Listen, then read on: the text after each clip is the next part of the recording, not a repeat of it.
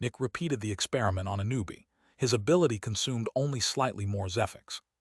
Luckily, Nick still regenerated more Zephyx than he was using. Works fine, he thought before focusing on a John. This time, it consumed just slightly more than it regenerated. Still, Nick could probably read the John's mind for about an hour before running out of Zephyx. Also works, but the true test is the veteran, extractors deeply involved with manufacturers, who went through Zephysis to prove their commitment to the job. Nick found a veteran after a couple of minutes and tested his ability. His Specter core began to hurt, and the surroundings blurred as his focus pushed to its peak. Nick's perception of his surroundings almost vanished. I really don't want to work with the meander, the veteran thought, racing through the words. Why won't Matthew change shifts with me? Nick was reading a mid-veteran's mind, and it was costing him a lot of Zephyx. Within less than 10 seconds, he would run out. Luckily, his entire Zephyx storage would fill up again within 5 seconds. If I force it, I can read a mid-veteran's mind for about 66% of the time. I guess that's where my limit is. I don't think I can even attempt to read the mind of an expert. But this proves the ability works when integrated into my Specter core. Using the diagram manually, I could only read a newbie's mind for a couple of seconds before losing focus on the calculations. All in all, the test was a success. With this, information gathering will become much easier. This ability isn't limited by my power, but by my knowledge and experience in Zephyx manipulation. As long as I keep learning, I can keep improving it. But I have to be careful. If I push this ability too much, my perception of my surroundings gets clouded and my Specter core hurts. This doesn't happen with normal abilities. They were probably built with fail-safes to prevent it. Fail-safes I don't understand yet, which is why using this ability is so risky. The sun manufacturing these abilities is crazy enough, but the aliens behind it are crazier still, advanced enough to automate the process without supervision. I wonder how the aliens learned all of this, and how they actually grow in power. Do they use Zephyx like Specters and humans? Most likely not. Zephyx seems to be a refined version of prefix or star energy. The sun keeps prefix levels high in the environment while keeping star energy out. That's clearly not the standard on other planets. On other livable planets, the local star should be showering everyone in star energy. Zephyx and prefix are probably scarce or absent. That means the aliens most likely use star energy. But then what about pure energy? I don't fully trust the adversary, but I believe it was honest when it said star energy isn't the greatest source of energy. However, it's definitely better than prefix. Prefix is basically trash. We're constantly surrounded by prefix.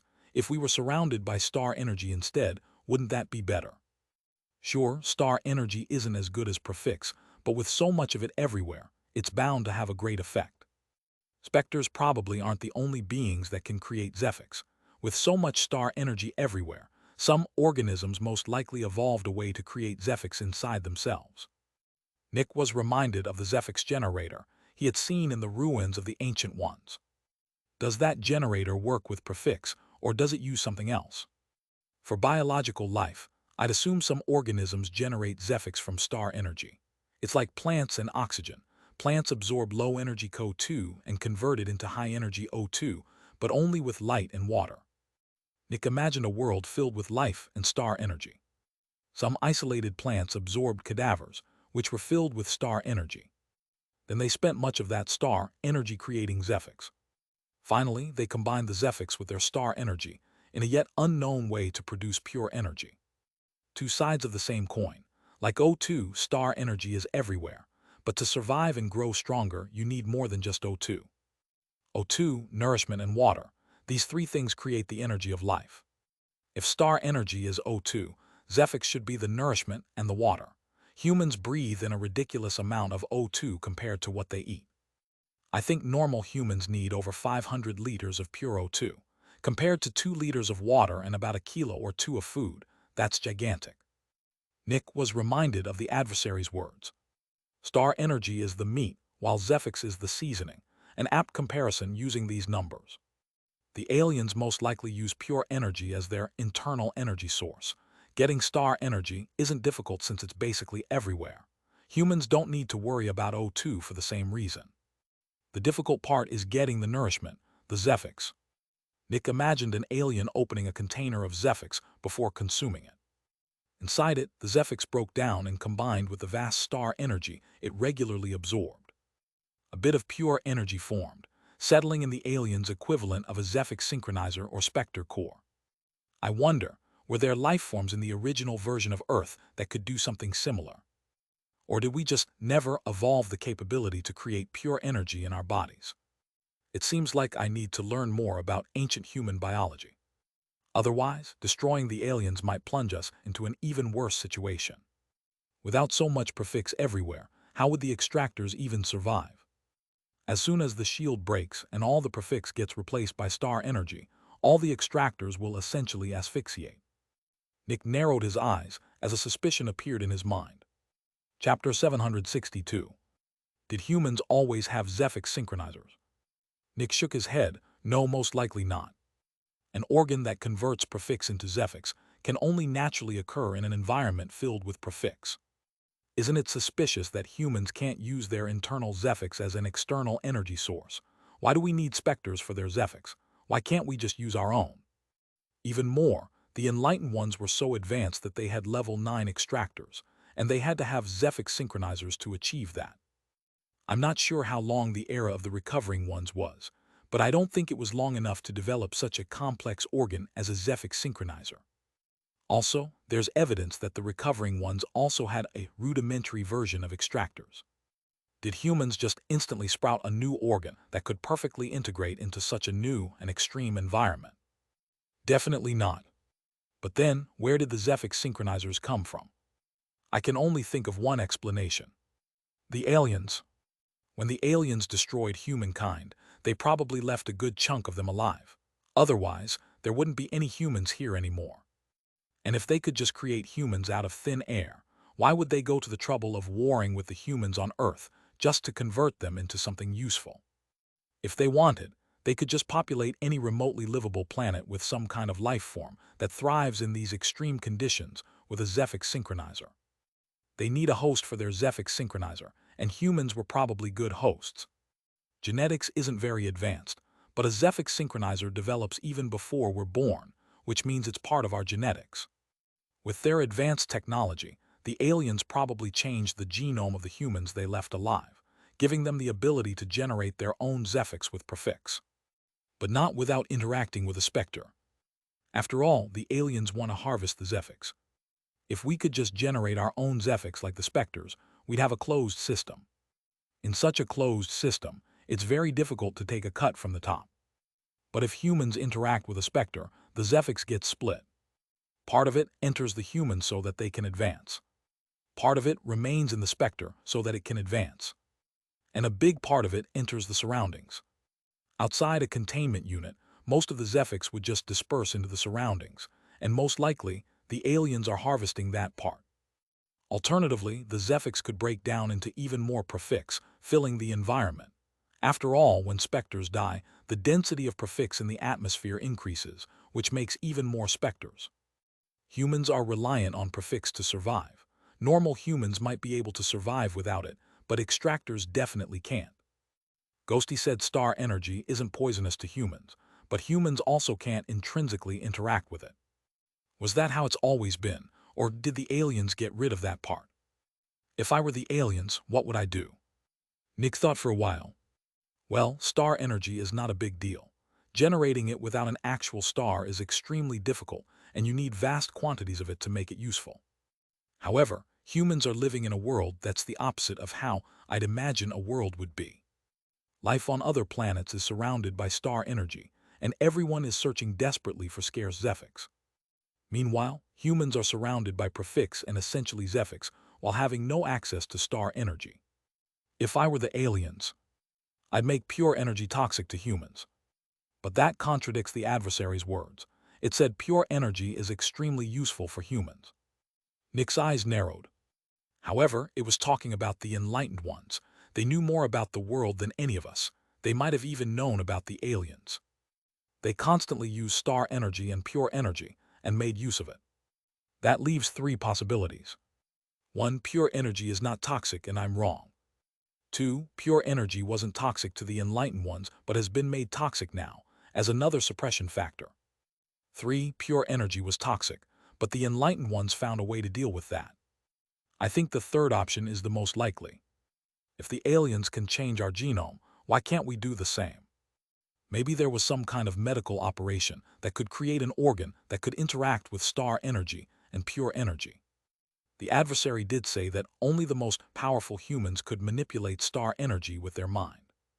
In that case, couldn't they also find a way to manipulate pure energy without dying from it? Making humans reliant on prefix makes them reliant on keeping the environment as it is. If humans can just use star energy and pure energy, there'd be no incentive to stay under the suppression of the Specters. Additionally, even if we break out, we just die from lack of prefix. The enlightened ones knew more than any of us, which means they most likely also knew of this problem, and they managed to solve it. I think creating an organ that interacts with star energy and pure energy is a good solution. But that requires a vast knowledge of biology, which we don't have yet. I think the team would benefit from a couple of biologists. This might be far in the future, but if we manage to change human biology back to how it used to be, without losing our newfound advantage of Zephyx synchronizers, we can become even more powerful. And if we actually succeed, I can also switch my center of power. Humans nowadays will essentially cease to exist and will be replaced by a new kind. And if I manage to advance my disguise ability to a high enough level, I can join them. I could become human again. Chapter 763. Another 2 problems piled onto Nick's list. Pure energy's potential toxicity and the changed anatomy of humans. The toxicity of pure energy was not yet confirmed, but the fact that the aliens had changed humanity's anatomy was almost certain. There was no way humans had evolved a Zephyx synchronizer in that little time. I need to get biologists to the research department, Nick thought, but that comes with its own risks. Not only will it be harder to avoid the envious researcher, but if talented researchers keep disappearing, the champion is bound to notice. The champion also pays more attention to me whenever I'm at headquarters. Talking to the technician has almost become impossible. I should use my newfound ability and search for fitting humans myself. But I can only read the minds of veterans, and biologists are rare. Not sure how difficult finding a good biologist will be. I think the best place to look would be the trainees in Aegis. During their second phase of training, they'll be going on dangerous excursions. If one of them just happens to be killed by a Specter, it wouldn't be as suspicious. I need to talk to Ghosty first. Nick left Crimson City and went to the hidden researchers. As always, everyone was busy working on creating materials and refining the gigantic machine that produced star energy. By now, the machine was only around 5 meters high, smaller, but nowhere close to small enough for seeds. I need to talk to you, Nick transmitted to Ghosty. Ghosty's eyes widened in pleasant surprise before a smirk appeared on his face. Nick expected Ghosty to excuse himself and step aside, but he just kept working. The next moment, Nick felt some kind of Zephyx vibration coming from Ghosty. Nick was a bit surprised that the vibrations mimicked the ones the adversary used to communicate with him. Nick had told Ghosty how they communicated, but he hadn't expected Ghosty to use the vibration language to talk to him. "Where are you?" the vibration said. Nick transmitted his location, and Ghosty quickly found him. "I have my own technique to transmit my voice now," Ghosty transmitted. "I don't need to stop working to talk to you anymore." Not surprising. He's always been good at Zephyx manipulation, Nick thought. "Good, I found a problem, but I can't talk about it directly, for obvious reasons." "I understand," Ghosty answered.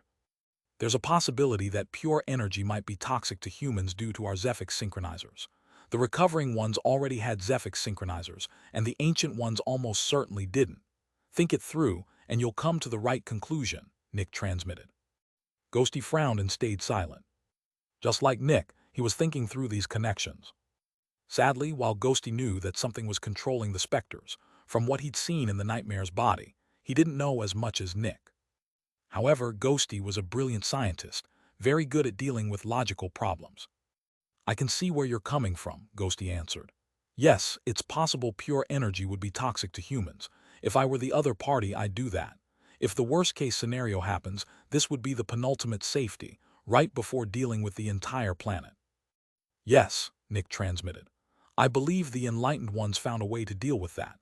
I'm thinking of a medical procedure that gives humans something that lets them interact with star energy and pure energy. Ghosty couldn't hold back his reaction and actually stopped working for a moment. Ghosty, Nick asked.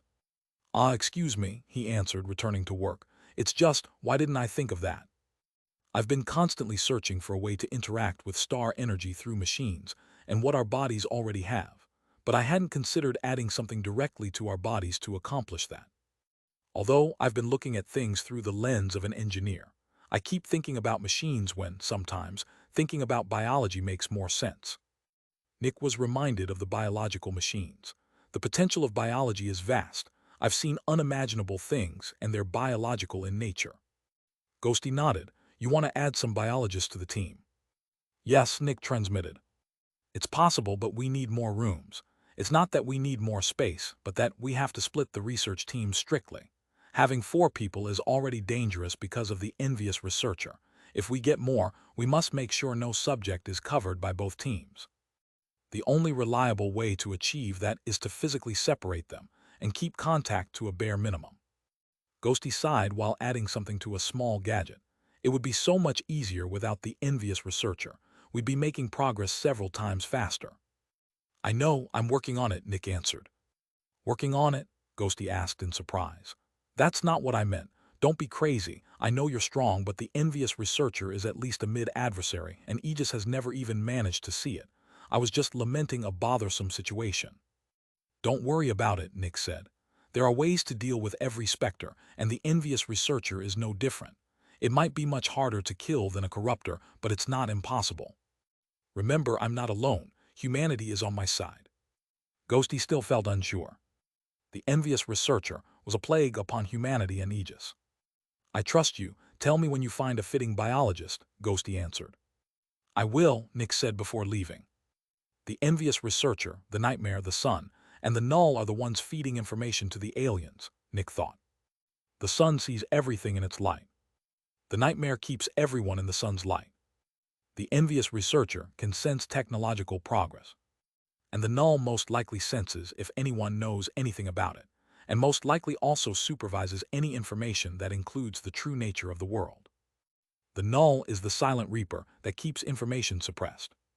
As for information, we already dealt with the nightmare, which also deals with the sun, leaving the envious researcher and the null.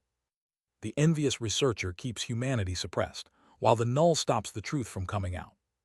If we can deal with the envious researcher, things will progress so much faster. Nick gritted his teeth. But I have no idea how to deal with it. The shields aren't strong enough and they can't sense it. The only one who could kill the envious researcher is the champion of light, but he'd never do that, even if I gave him the opportunity. Chapter 764. I can't deal with the envious researcher for now. Without the champion's help, it's impossible. As frustrating as it is, I have to focus on the fallen working for the trio of destruction for now. Nick flew through the unending wasteland of the Great Triangle, searching for Specters. He had to contribute more to Aegis and increase their power. This new servant of wars is too careful. Its servants don't even have a way of contacting it. Apparently, it speaks directly to their minds from time to time and never says anything about itself. It just tells them what to do and leaves. Most likely, it's traveling underground and contacting them from below the cities. That makes it almost impossible to find. I could only find Pride and Lust because they were willing to come to me after repeatedly interacting with me remotely. If I can't interact with this new servant, I can't lure it out and deal with it. Nick took a deep breath. If there's no way forward, I should consider a different way. This new servant is constantly searching for more servants in the wild. I can't guarantee it will contact me, but I can deal with the other Specters. Nick imagined a fisherman fishing in an ocean full of fish. Nick was one of the fish, wanting to be caught, but the fisherman kept hooking all the others.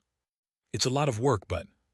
Nick imagined his fish self killing all the other fish until it was the only one left. A rich person paying 1,000,000 credits in taxes is a big help, but 1,000 people paying 1,000 credits each is just as valuable. It's time to go for quantity instead of quality. If I significantly improve the cities, Aegis will follow. Let's get to work. Nick knew where all the cities in the Great Triangle were by now. He didn't know how each city operated, but that didn't matter. He only had one goal: catching Specters. Nick went to the first city and hid himself. Then he started the arduous task of reading the thoughts of newbies and Johns. He found a lot of disgusting minds, but he didn't have time to deal with these people. Corrupt and disgusting as they were, they still contributed by working for a manufacturer. Number 1, Nick thought, finding something interesting in the mind of one of the Johns. He immediately traveled to a seemingly abandoned shack near the edge of the city. He stealthily entered the underground and found a leech chained to a wall. The John was using this Specter to interrogate his underground rivals and learn information about them. The Specter was only an initial adolescent, but it was something. Nick grabbed the Specter with his mind and levitated it. Levitation wasn't difficult to learn, but like every other self-made ability, it was supremely weak. With a 4-level difference, that didn't matter. The Specter shot through the roof, flew across the sky, and hit the building of a big manufacturer. The guards panicked at the sight of a Specter hitting their building, then rushed to suppress it. Number 1 done. Nick immediately resumed information gathering. Half an hour later, a gigantic rock shot through the ground in the middle of the city and landed at its center. Screaming mouths opened on the rock, and it unleashed a terrifying roar that put all the normal people in a trance. Yet the Specter was quickly suppressed by a group of Extractors. This one had been a mid-adult. Naturally, the people recovered quickly. Nick wouldn't have thrown the Specter into the middle of the city if it had the ability to cause mass death. An hour later, the head of an Extractor exploded in the middle of the street, causing panic. The panic only intensified when the headless body stood up again. Everyone realized this was a Specter, and just like the others, it was suppressed. The Extractors couldn't believe what was going on. Why were so many Specters getting revealed like this? Bang! The head of a specialist exploded, and the headless body tried to run. Bang! A bone turtle burst out of a huge house. A gigantic bird filled with tentacles fell from the sky. 5 more Specters were exposed over the following hours. The entire city was in an uproar. What the hell was going on? Then things went silent for a while. Bang! A gigantic tree made of organs from outside the city launched into the sky and fell onto the city walls. The manufacturers all recognized that tree. This was an early demon that openly lived outside the city. Getting to it was almost impossible because of its extremely powerful gas.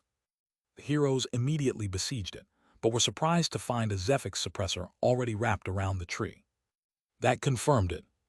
Some extremely powerful Extractor was cleaning up the city. They had to be from Aegis. But Aegis always confiscated any Specters they captured. Why was this Extractor throwing Specters to them?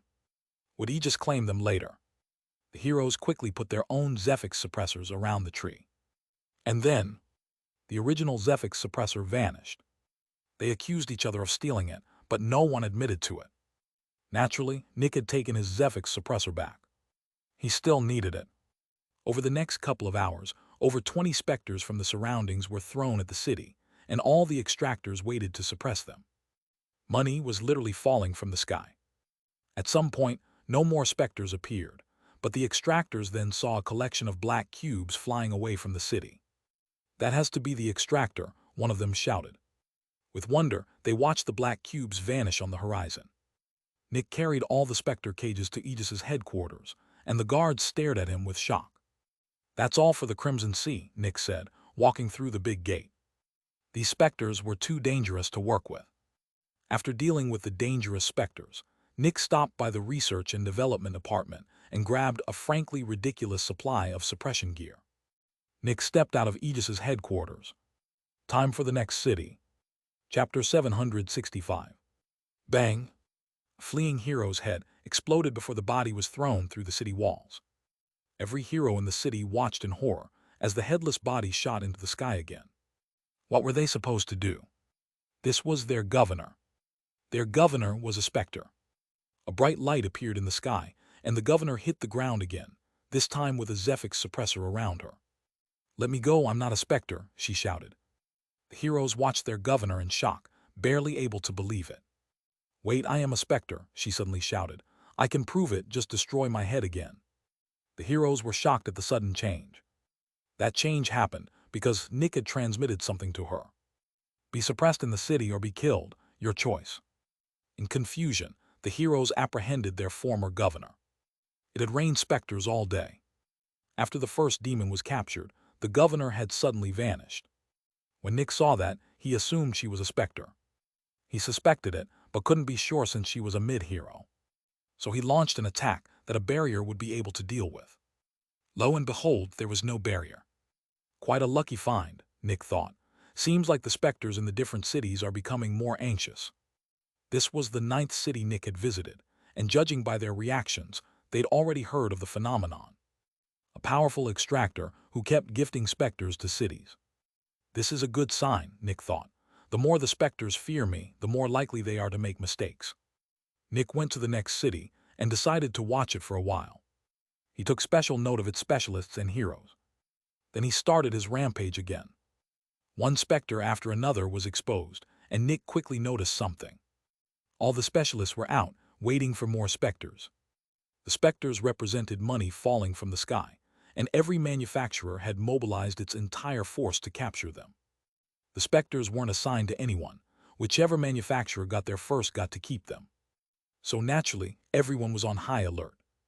Everyone except one specialist who was hiding. Nick searched for him and found him relatively quickly. Bang! Nick attacked, but a barrier appeared and blocked his strike.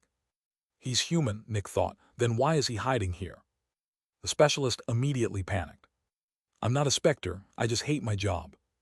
He's suspicious enough. If he's not a traitor, I'll apologize and gift him something. Bang! Nick destroyed the specialist's barrier and pushed him to the ground. Whoom! A cloud of darkness poured out of Nick, blocking out all light. The nightmare's influence appeared, but Nick controlled it.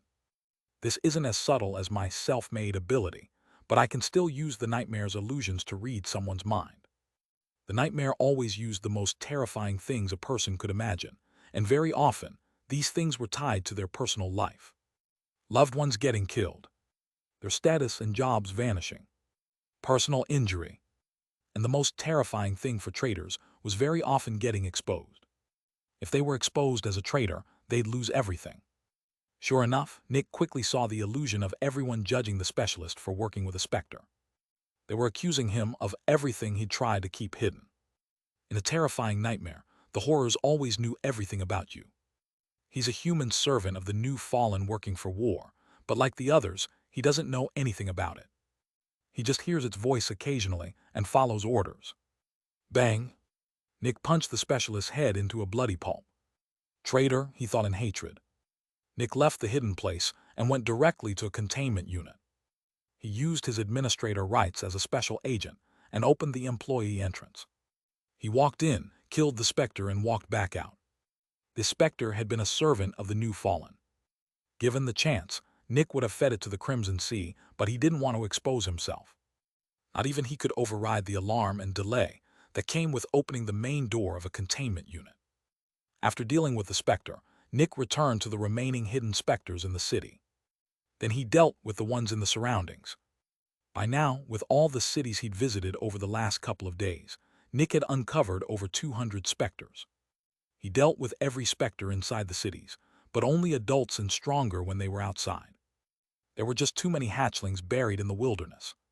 The world had so many Specters, but only a small portion of them ever managed to become adolescents. Almost all Specters were born outside cities, and to grow stronger, they needed normal humans and very weak Extractors. But those only existed inside cities, meaning the Specters had to enter them. Yet the cities were extremely fortified, and almost all hatchlings would be noticed.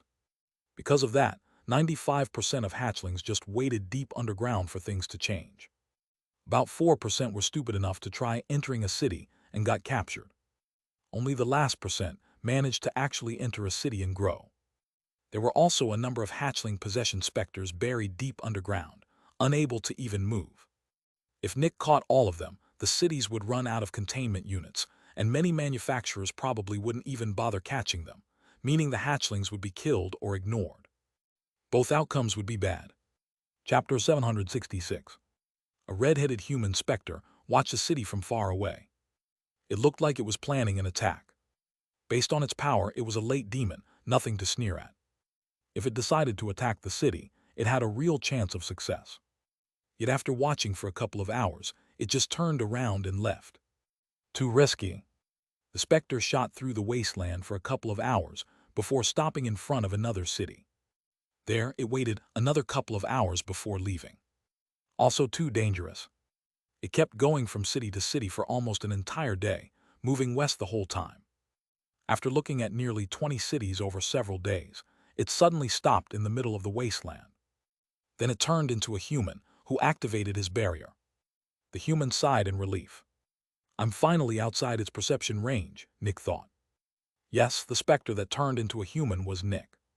What had been Nick's plan these past couple of days? Not dying. That was the whole plan.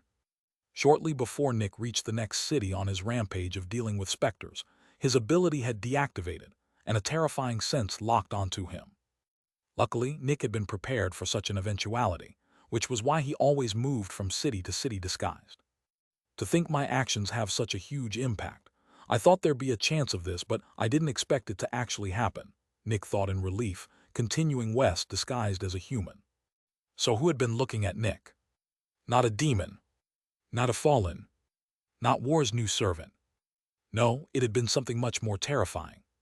Since Nick could sense where the thing looking at him was, he also knew what it was, based on its location. It came from the east coast of the Great Triangle, very close to Aegis's headquarters. It wasn't the Champion of Light. There was something else there, just as powerful as the Champion of Light. My actions even attracted death, Nick thought. Yes, death had moved. It had moved from deep within the ocean to its coast. That expanded the range of its senses considerably. I can't think of another reason death would move closer to the coast. This probably hasn't happened before.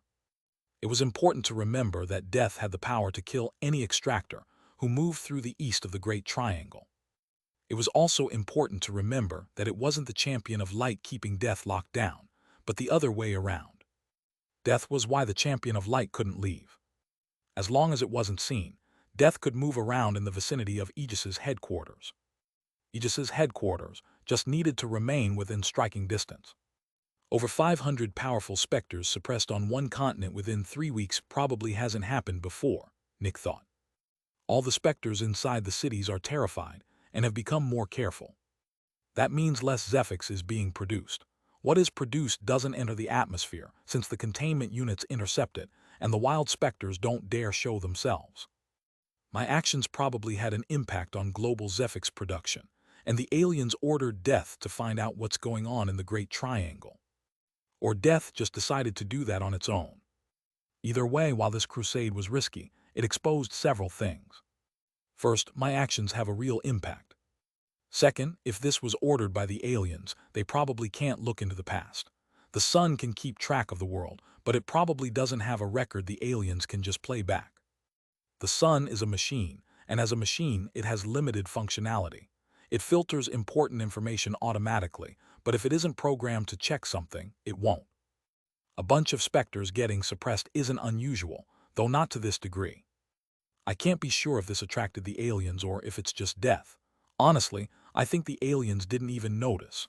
My actions might have an impact, but it comes nowhere close to affecting the entire recycling center that is Earth. The simplest answer is usually the correct one. War's new servant probably complained to War, but War is busy on another continent. War most likely just forwarded everything to Death, which moved closer to the continent to take a look. It's not a big deal for Death. It just needs to move a bit to deal with a huge issue. Luckily, I was prepared for this. I have to lay low for a while. Nick furrowed his brows. But I have to be especially careful now. The Champion of Light works with Death, and he knows what I'm doing. However, he doesn't know that the other shields know the truth about the aliens, which means he doesn't know that they know he's working for the aliens. That means he can't act too openly. Right now, I'm only a Specter working for Aegis in his eyes. If Death randomly kills me, he'd worry the other shields might grow suspicious of him. After all, isn't dealing with Death his job? He doesn't know that they know, and that's the only safety I have. Most likely, he'll find a reason to stop me from doing what I'm currently doing. Nick took a deep breath. This entire situation is way too chaotic, but that can also be a good thing. The more chaotic things are, the more opportunities arise. It's dangerous, But the game of politics the champion of light is playing also restricts him. We can use that to our advantage. I can only hope he doesn't tell Death who I am. Otherwise I'm dead. Chapter 767. I've overextended, and now I have to think about what to do. If even Death got active, it means I've drawn too much attention to myself. Technically, Death and the Champion of Light should be working together, but I don't know how deep their cooperation is. Are they constantly talking, or do they just want the same goal? I think it depends a lot on the Champion of Light's personality. I don't know him very well, but I believe he's a bit full of himself. He was a relatively young human who shot to the peak of human power instantly. People who don't progress naturally tend to get lost in their newfound power. But if I'm wrong, he'll tell Death who I am directly, and Death will kill me immediately. My survival is the most important thing. Without me, humanity can't deal with the aliens. Nick took a deep breath. Then Nick went to the stronghold in the northwest of the Great Triangle and connected his barrier to it. Finally, he called the left arm. "Report," the left arm ordered. "I was just checking in," Nick said. "Any new orders?" "If the left arm believes it's safe for me to return, she'll say so." "There has been an unforeseen development," the left arm said. "Something significant has happened, and we need you to return." "She's saying it's safe to return." "I will come back immediately," Nick answered. "Good," the left arm said before cutting the connection. Nick took another deep breath and left the stronghold. On his way, he transformed into Julian Winter. When he entered Death's perception, Nick grew nervous, but he trusted the left arm. The couple of seconds flying back felt far too long, but Nick managed to enter Aegis's headquarters without incident. If Death and the Champion of Light were in constant contact, this would have been the perfect moment to assassinate me. Luckily, their cooperation seems limited. Nick went directly to the left arm's office. "New orders?" Nick asked. The left arm wordlessly stood and opened the door to the Champion of Light's office. As expected, Nick thought. The two of them entered without a word, and Nick saw the Champion of Light looking out of a new window that hadn't been there before. It seemed he'd redecorated his office a bit. "Champion," Nick spoke respectfully with a small bow. The left arm stopped beside the throne and just looked at Nick. "You've been doing a lot these past couple of days," the Champion said in his deep voice. "I have to contribute. I believe this is the most effective way," Nick answered. "Over 400 captured Specters in barely 2 weeks," the Champion said slowly. "Several demons and many fanatics. You dealt with traitors." The Champion turned around. "And killed 5 protectors." Nick's eyes widened. "Champion," he asked. The Champion walked slowly to his throne. "While I'm glad you're contributing to humanity with your full potential, your actions have had a bad impact on Aegis," he said. The Champion sat and rested his head on his right fist. "Death and I have an unspoken agreement. If we fight to the death, one side will be decimated. A fight between us would change the entire world, and neither of us is certain of victory. Because of that, we don't fight. I sit in this room all day, and Death stays somewhere in the ocean, far from humanity. However," he said deeply, "your little rampage has pushed Death to break that agreement. Travel between Aegis's headquarters and the outside world has been forbidden for protectors and stronger. Death has killed every protector who came here." Nick took a deep breath. 5 protectors had died. Humanity had fewer than 100 protectors in total. "I want you to stop helping the cities capture Specters," the Champion said. "We've angered Death too much and it's retaliating. We can't afford to fight it right now. I might be strong, but my power is limited compared to Death's. I can keep it at bay, but I have little confidence I could kill it. If we fought, even with the technician and the left arm's help, our chances of victory are under 10%, and that doesn't even account for the trio of destruction. The Specters can retreat into the ocean, where the Shark Mother and the Salt Trident shield them. If it looks like they're losing, they'll retreat there and will be helpless to press the advantage. In short, provoking a final conflict with the Specters will end in Aegis's destruction. We have to grow in a more subtle way." "Do you understand the problem?" he asked. "Quite a lot of words to justify your actions. People tend to talk a lot when they're lying. You don't even have to justify yourself to me. You can just give orders and I'll follow," Nick thought. "I understand," Nick said respectfully. "I will keep a low profile." "You're still an unknown to the Specters, and that's the advantage we have," the Champion said. You caused the death of 2 corruptors, and that put the Specters at a disadvantage. They're desperate and they're lashing out. In the end, the Specters are still far more powerful than us. We must grow stronger without angering them too much. Champion, the left arm suddenly interjected. Yes, the champion asked, looking over. The Specters are humanity's enemy, she said. I understand the problem, but we're in a war. Trying to win without angering the enemy doesn't sound like a successful strategy. Death's attack shows our strategy is working. If we don't fight back, the Specters will devour us. Stopping our offensive just when it's working seems unreasonable. That sounds more like something a double agent would suggest. Chapter 768.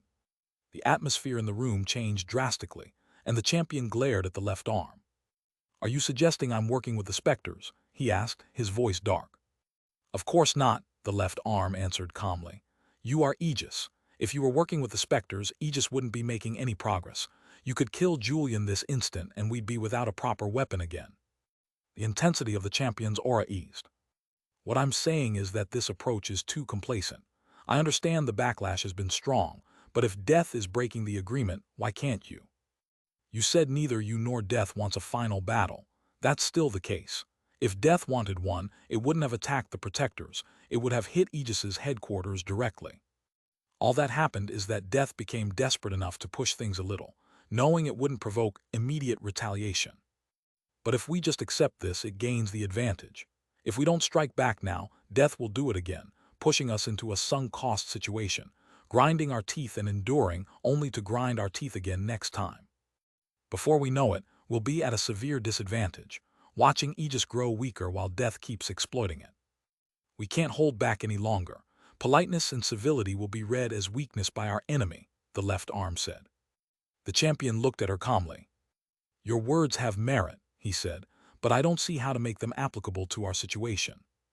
If I leave to deal with the Specters, Death will destroy our headquarters. Compared to the Specters, humans have a base of operations to lose. Our Protectors have to come here since over half our fallen are kept here, and if we disperse them across the strongholds, that gives the Specters a greater incentive to attack them. If the fallen regularly ventured to this place, I could do the same as Death, but that's not what's happening. There's no reason for the fallen or adversaries to come here, and since I can't leave, I can't deal with them. Entering such a battle will end with many dead Protectors and no dead Specters, the champion explained. That's true, the left arm answered, but what if we had a way? Would you be open to helping humanity? The champion's brows furrowed. The way she worded it made it sound like he wasn't contributing anything. Do we have a way? The champion asked. This is just a hypothetical, the left arm said. If we had a way, would you be willing to battle a powerful Specter? The champion seemed a bit annoyed. Hypotheticals were a waste of time. They weren't based on reality. Of course, he said. I'm surprised you're even asking. I am the champion of light. I am humanity's champion. If I could, I would lay down my life for humanity. Sure enough, the left arm is shrewd and experienced, Nick realized. She knows the champion is desperate to keep his disguise. If he's uncovered as a traitor, the aliens will have to get rid of all the shields, him included. That's a lot less Zephyx for the aliens, and they'll blame him for not doing his job. He's supposed to be the aliens' undercover agent. If he's unmasked, he dies. Because of that, he's desperately afraid of being found out, which means he'll do anything to prove he's on our side. She cornered him. I'm glad to hear that, and it's the answer I expected, the left arm said. We are humanity's peak. It's our job to do what weak humans can't. Correct, the champion said. It is our duty. While it's only been a hypothetical, I believe we can find a way to put it into practice, the left arm said. We need 2 parts to make the plan work. 1, we need to be able to lure a Specter here. 2, we need to be able to capture or kill it. Both are possible, but no Specter fulfills both criteria. The ones we can suppress won't come here, and the only 3 willing to come here can't be suppressed. We can only lure Nurse Alice, the Maw, or the envious researcher to this place. Sadly, Nurse Alice and the Maw are far too powerful, and the envious researcher is impossible to sense. It's probably not very powerful in combat, but it's unbeaten in stealth. The left arm frowned, falling into thought. If only we had a way to sense the envious researcher, she muttered. Nick's eyes narrowed slightly. She doesn't know about my ability, but she's obviously hinting that I should say I have one. But how can she be sure that I do? Unless she actually knows of my ability. Or more precisely, she knows where it comes from. The old champion of light had made some comments on Nick's ability, and with the left arm's intelligence, there was a chance she deduced what Nick could do. To a certain extent. Additionally, Nick had managed to lure out 2 corruptors and even told the right arm where one was, despite it still hiding. She knows I can sense things, and she probably knows where my ability comes from. Since the null can sense anyone who knows anything about it, she most likely believes I can sense something similar. Maybe she believes I can sense that she knows about my ability. Sadly or luckily, that's not how it works. Still, she's right that I can sense the envious researcher. She also knows the envious researcher is a gigantic problem for our underground researchers. She's planning to use the champion to deal with it. I thought that was impossible, but she's driven him into a corner. But that's not enough. He can attack the envious researcher half-heartedly and make it seem like it's just too strong. We can force him to act, but we can't force him to be serious. Nick took a deep breath, and the two looked over. It was clear he was about to say something. But I trust the left arm. She isn't someone who acts without a plan. If she thinks she can make the champion of light act, there's a high chance she's right. There might be a way, Nick said. Chapter 769. The two of them looked at Nick with furrowed brows. What way? The left arm asked. The champion threw a quick glance at her. One of my abilities, Nick said. You're a late demon, the champion said. I don't think your ability is enough to be useful against the envious researcher. He immediately wants to dismiss me. As expected, he doesn't want to fight the envious researcher. Even if I give him away and prove it works, he'll make the mission fail for some other reason. I'm risking a lot exposing part of my ability. I just hope the left arm has a good plan. It works, Nick said. It's the reason Lust died. When Lust died, I was only an early demon and it still worked perfectly. Now I'm a late demon. I'm 70% sure it works on the envious researcher. If I become a peak demon, 95% sure. I'm fine with those odds, the left arm said. It worked on Lust while you were much weaker. Lust was only a peak fallen, the champion said. The envious researcher is a mid-adversary at least. That's a gigantic gap in power. Nobody has ever even seen it. Julian, the left arm said, why don't you tell us how this ability works? I'm risking a lot here, Nick thought, anxious. I hope she knows what she's doing. I can send specters, Nick said. The champion's brows furrowed. Explain in more detail. More precisely, I can send specters Zephyx. I can't send specters directly, but I can sense when they're producing Zephyx. I can see it traveling through the air and pinpoint a specter's location from that. The envious researcher is probably the best specter at staying hidden, but I don't think it can affect its surroundings enough to keep its Zephyx generation secret. As long as it's producing Zephyx, I'm certain I can pinpoint its location. The champion's brows furrowed, and Nick could tell he was troubled. The champion was the strongest human, but probably not much older than Nick, maybe even younger. If I can already read him this well, he's probably an open book to the left arm. Can you prove it will work on the envious researcher? The champion asked. No, but I can tell you how I sensed Lust, Nick said. Lust didn't come out of hiding before the right arm attacked. If it had, I'd be dead. I'm only alive because the right arm struck first. That gave me time to transmit its location by slow voice transmission, which would be impossible mid-battle. Lust could have killed me faster than I could speak a few words. When I left one of the cities, I sensed a significant amount of Zephyx being generated deep beneath my feet. Based on the angle and volume, I could tell a powerful fallen was around 10 kilometers down. I transmitted the approximate location to the right arm, who would have missed Lust if it hadn't seen my barrier activate. Luckily, the right arm was far stronger and killed it in a few more strikes. That's how I sensed Lust, and I'm certain it works on the envious researcher too, Nick explained. The champion's brows furrowed. Does it work on humans as well? He asked. I'm not about to give you the chance to test me, Nick thought. No, it only works on specters, he answered. Human Zephyx is fundamentally different.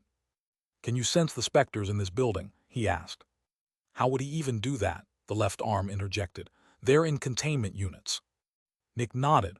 Precisely. The Specter Zephyx is intercepted by the containment units. As long as the envious researcher isn't in one, I can sense it. The left arm nodded and looked at the champion. I think it's worth a try. Julian has already lured out 2 corruptors. Even if there's a chance he fails, his track record deserves some trust. The left arm and Nick were essentially ganging up on the champion of light, though they had to make it seem otherwise. The champion said nothing for a while, looking down with furrowed brows. "We can try, but sensing it isn't the only issue," he said. Of course, Nick thought sarcastically. The envious researcher is extremely powerful, and while I'll try my best, I haven't had this power for long. The sun might have chosen me as its champion against the Specters, but I'm also just human. Nick was reminded of the time the champion had proclaimed that the sun wasn't the enemy. Seems like he's coming from a different angle. Instead of keeping his origins secret like the old champion, he's going with the angle that the sun isn't actually humanity's enemy. "I know," the left arm said with a nod. "I worked with the former champion for a long time, and in his prime his power was unmatched.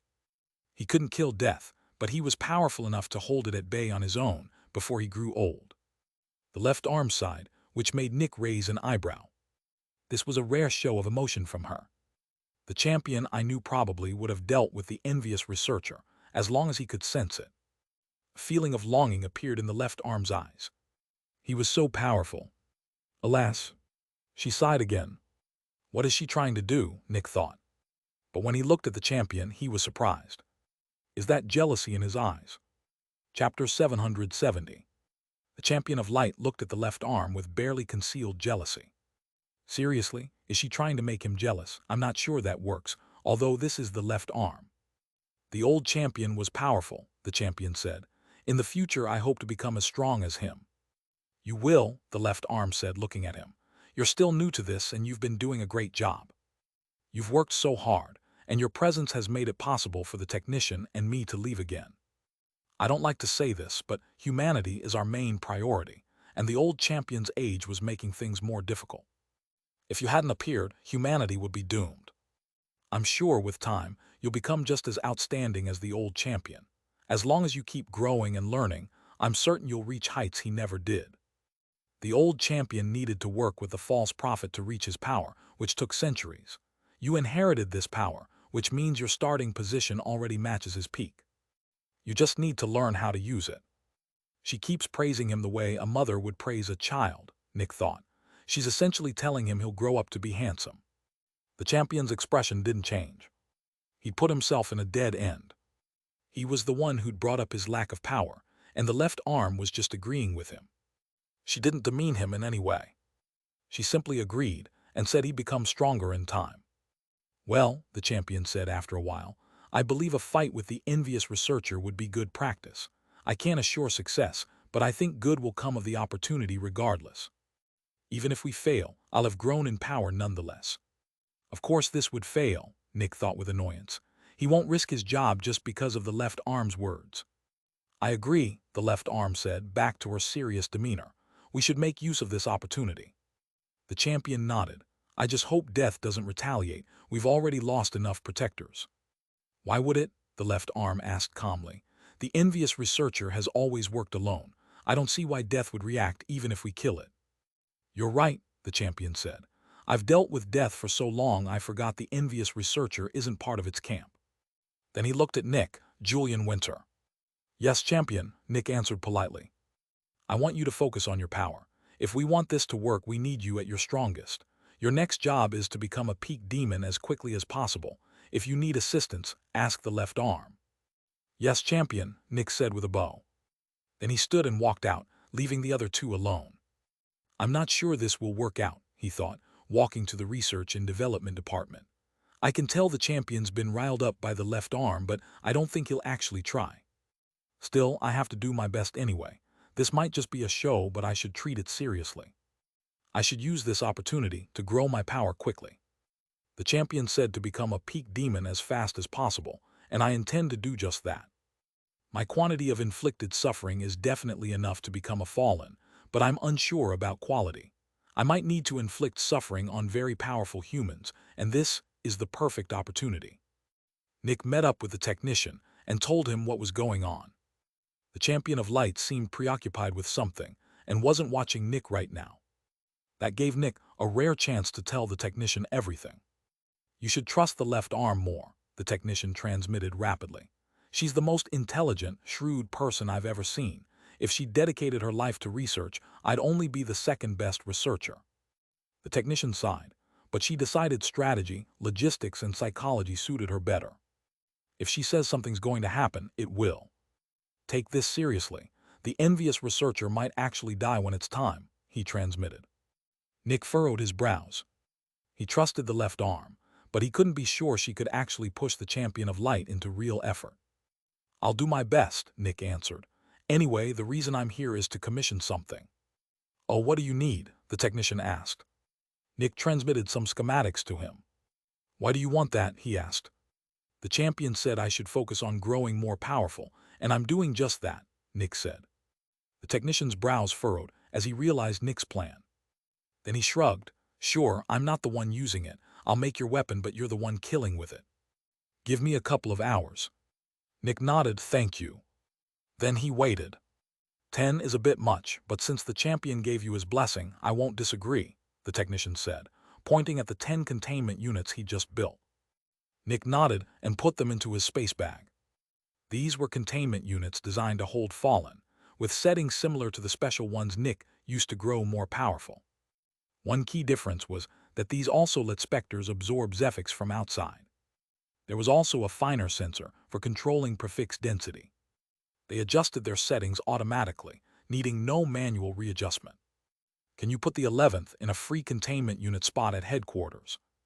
No problem, the technician said. Chapter 771. The containment unit was installed at Aegis's headquarters within the day. Headquarters was probably the easiest place to set one up, since the entire complex had been designed by the most advanced people of the era. Nick looked at the entrance of the finished containment unit with some nervousness. I'll be under the same torture as the people I'm torturing. I'd need some kind of contraption connecting me to the outside if I wanted to avoid it, and that would be bad.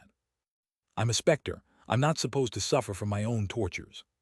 The champion, the left arm, and the technician know I can't inflict this torture on people much more powerful than me, but the protectors don't. I need to keep my identity secret. Left arm, Nick said, contacting her through Aegis headquarters network. Report, she said evenly. The champion told me to become a peak demon as quickly as possible, and I need your help, Nick said. Be more specific, the left arm answered. I asked the technician to build a containment unit that feeds in barely enough prefix for 2 people to survive, but induces a feeling of permanent drowning. The more suffering I cause, and the stronger the person, the more Zephyx I produce. I suspect I'll also need to increase the quality of the people I make suffer if I want to become a Fallen. I need protectors who volunteer for this. Nick wanted to add that he didn't want to force anyone, but if the champion was listening, that would be too suspicious. He was a Specter after all. Why would he care about humans? The left arm didn't answer immediately. She could already tell what was going on, and that Nick would be under the same torture as the people he worked with. A normal Specter wouldn't mind. They knew they wouldn't die, and that would be that. As long as a Specter's mind was stable, logic and emotion were essentially the same thing to them. They didn't really feel emotions, which meant logic was all they had to feel with. But Nick wasn't a normal Specter, and she knew it. His emotions were stunted by the Specter Zephyx in his being, but he could still feel like a human, including fear, pain, and panic. This seems quite extreme, the left arm answered. Are you certain everyone can handle it? She phrased it as a question about the protectors, but she meant Nick. It should be fine, Nick answered. Everyone works only for a limited time and can leave after. Knowing it won't persist forever and can be stopped at any moment does a lot to ease the panic. Drowning feels bad, but there are worse things. Being tortured by the nightmare for hours, for example, is far worse. It sounded like Nick was simply commenting on the issue, downplaying it, but the left arm caught the hidden meaning. She knew Nick's past, that he was the one who'd found the nightmare. And how had he found it? By walking blindly into the darkness, tortured by it continuously. Nick had survived several hours of the nightmare's influence while still able to walk, and he'd only been a peak veteran at the time. Surviving several hours with the nightmare was almost impossible.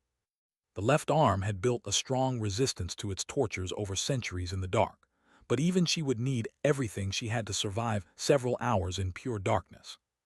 I'll get some protectors. Keep me updated, she said before cutting the connection. Nick took a deep breath and took something out of his space bag. A costume. Nick didn't want anyone to know he could transform his appearance, so he conjured a big sack of meat and skin with a large open space in the middle. He opened the employee entrance and set the costume in the corner. It looked like a mass of tentacles growing out of the wall. Not an unusual look for a Specter. Nick made sure nobody was watching before turning to mist and slipping in through the tiny holes. Then he waited. The containment unit worked automatically. The prefix inside was already limited, and Nick's Zephyx was already dropping.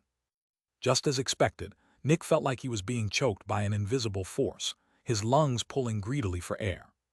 A moment later, he shed his organs and shifted into an actual Specter. The human reflex to breathe vanished, making things a bit easier. Yet he still felt like he was dying. The physical symptoms could be eased, but the mental ones remained. Calm, stay calm, Nick told himself. His body wanted to break out of the costume and leave the containment unit, but Nick held its urges in check. You're not dying. At some point the drop in Zephyx will end and everything will level out. Use your logic. You're a Specter, and Specters use logic to feel their surroundings. Eventually, just as predicted, Nick's Zephyx stopped dropping at about 1%. Yet compared to a human, he could still move. That was because a Specter's Zephyx production worked differently from a human's. A human's body would slowly shut down energy-hungry processes to save power. A Specter, meanwhile, just reduced the output of all processes. None of them actually stopped. Nick could still move, just much slower. His mind still worked, just much slower. He didn't grow tired or exhausted. He simply entered a kind of trance. His brain produced almost no thoughts, focused only on what was immediately happening around him. Getting used to the sensation was easier than expected. Then the employee entrance opened. Chapter 772. The employee entrance opened, and a tall woman with white hair entered. She studied the mass of tentacles in the corner carefully. She wasn't afraid. She knew what was about to happen, but she stayed careful. Specters could be unpredictable, and being weak in front of one was never smart. If the left arm hadn't repeatedly assured her the Specter wouldn't attack during her moment of weakness, she wouldn't have agreed. The door closed behind her, and she sat in the opposite corner from Nick. For a while, she just watched the motionless tentacles growing from the mass in the corner. This Specter looked a bit like a plant. Most likely, it had no intelligence. According to the left arm, it used to belong to a city, and had only grown this powerful through use. But why make the ratio so atrocious? The Protector thought. I get that we're testing a new containment unit, but do we need to go to such extremes? The left arm had told her they were testing a unit that could intercept even the Zephyx an Extractor would earn. Conventional containment units didn't restrict an Extractor's Zephyx, otherwise, the Extractor wouldn't grow more powerful. And intercepting the Zephyx flowing between Specter and Extractor wasn't easy. It seemed almost impossible. There was essentially no room to interfere, given the direct connection between the two. Of course, the truth was that Aegis didn't have that capability at all. This was just an excuse for the low Zephyx production she'd feel. Nick was only a late demon, while she was an early Protector. Sending her to work with a late demon would be suspicious without some explanation. The closest rationalization was that it was a punishment for the Extractor. That was also the reason the left arm gave for inventing this containment unit. Guard duty was a decent punishment, but they only needed so many guards. In the future, corrupt heroes would be sent into units like this to work for Aegis unpaid. It was a good idea, and this Protector hated traitors more than anything. After about a minute, she started breathing heavily.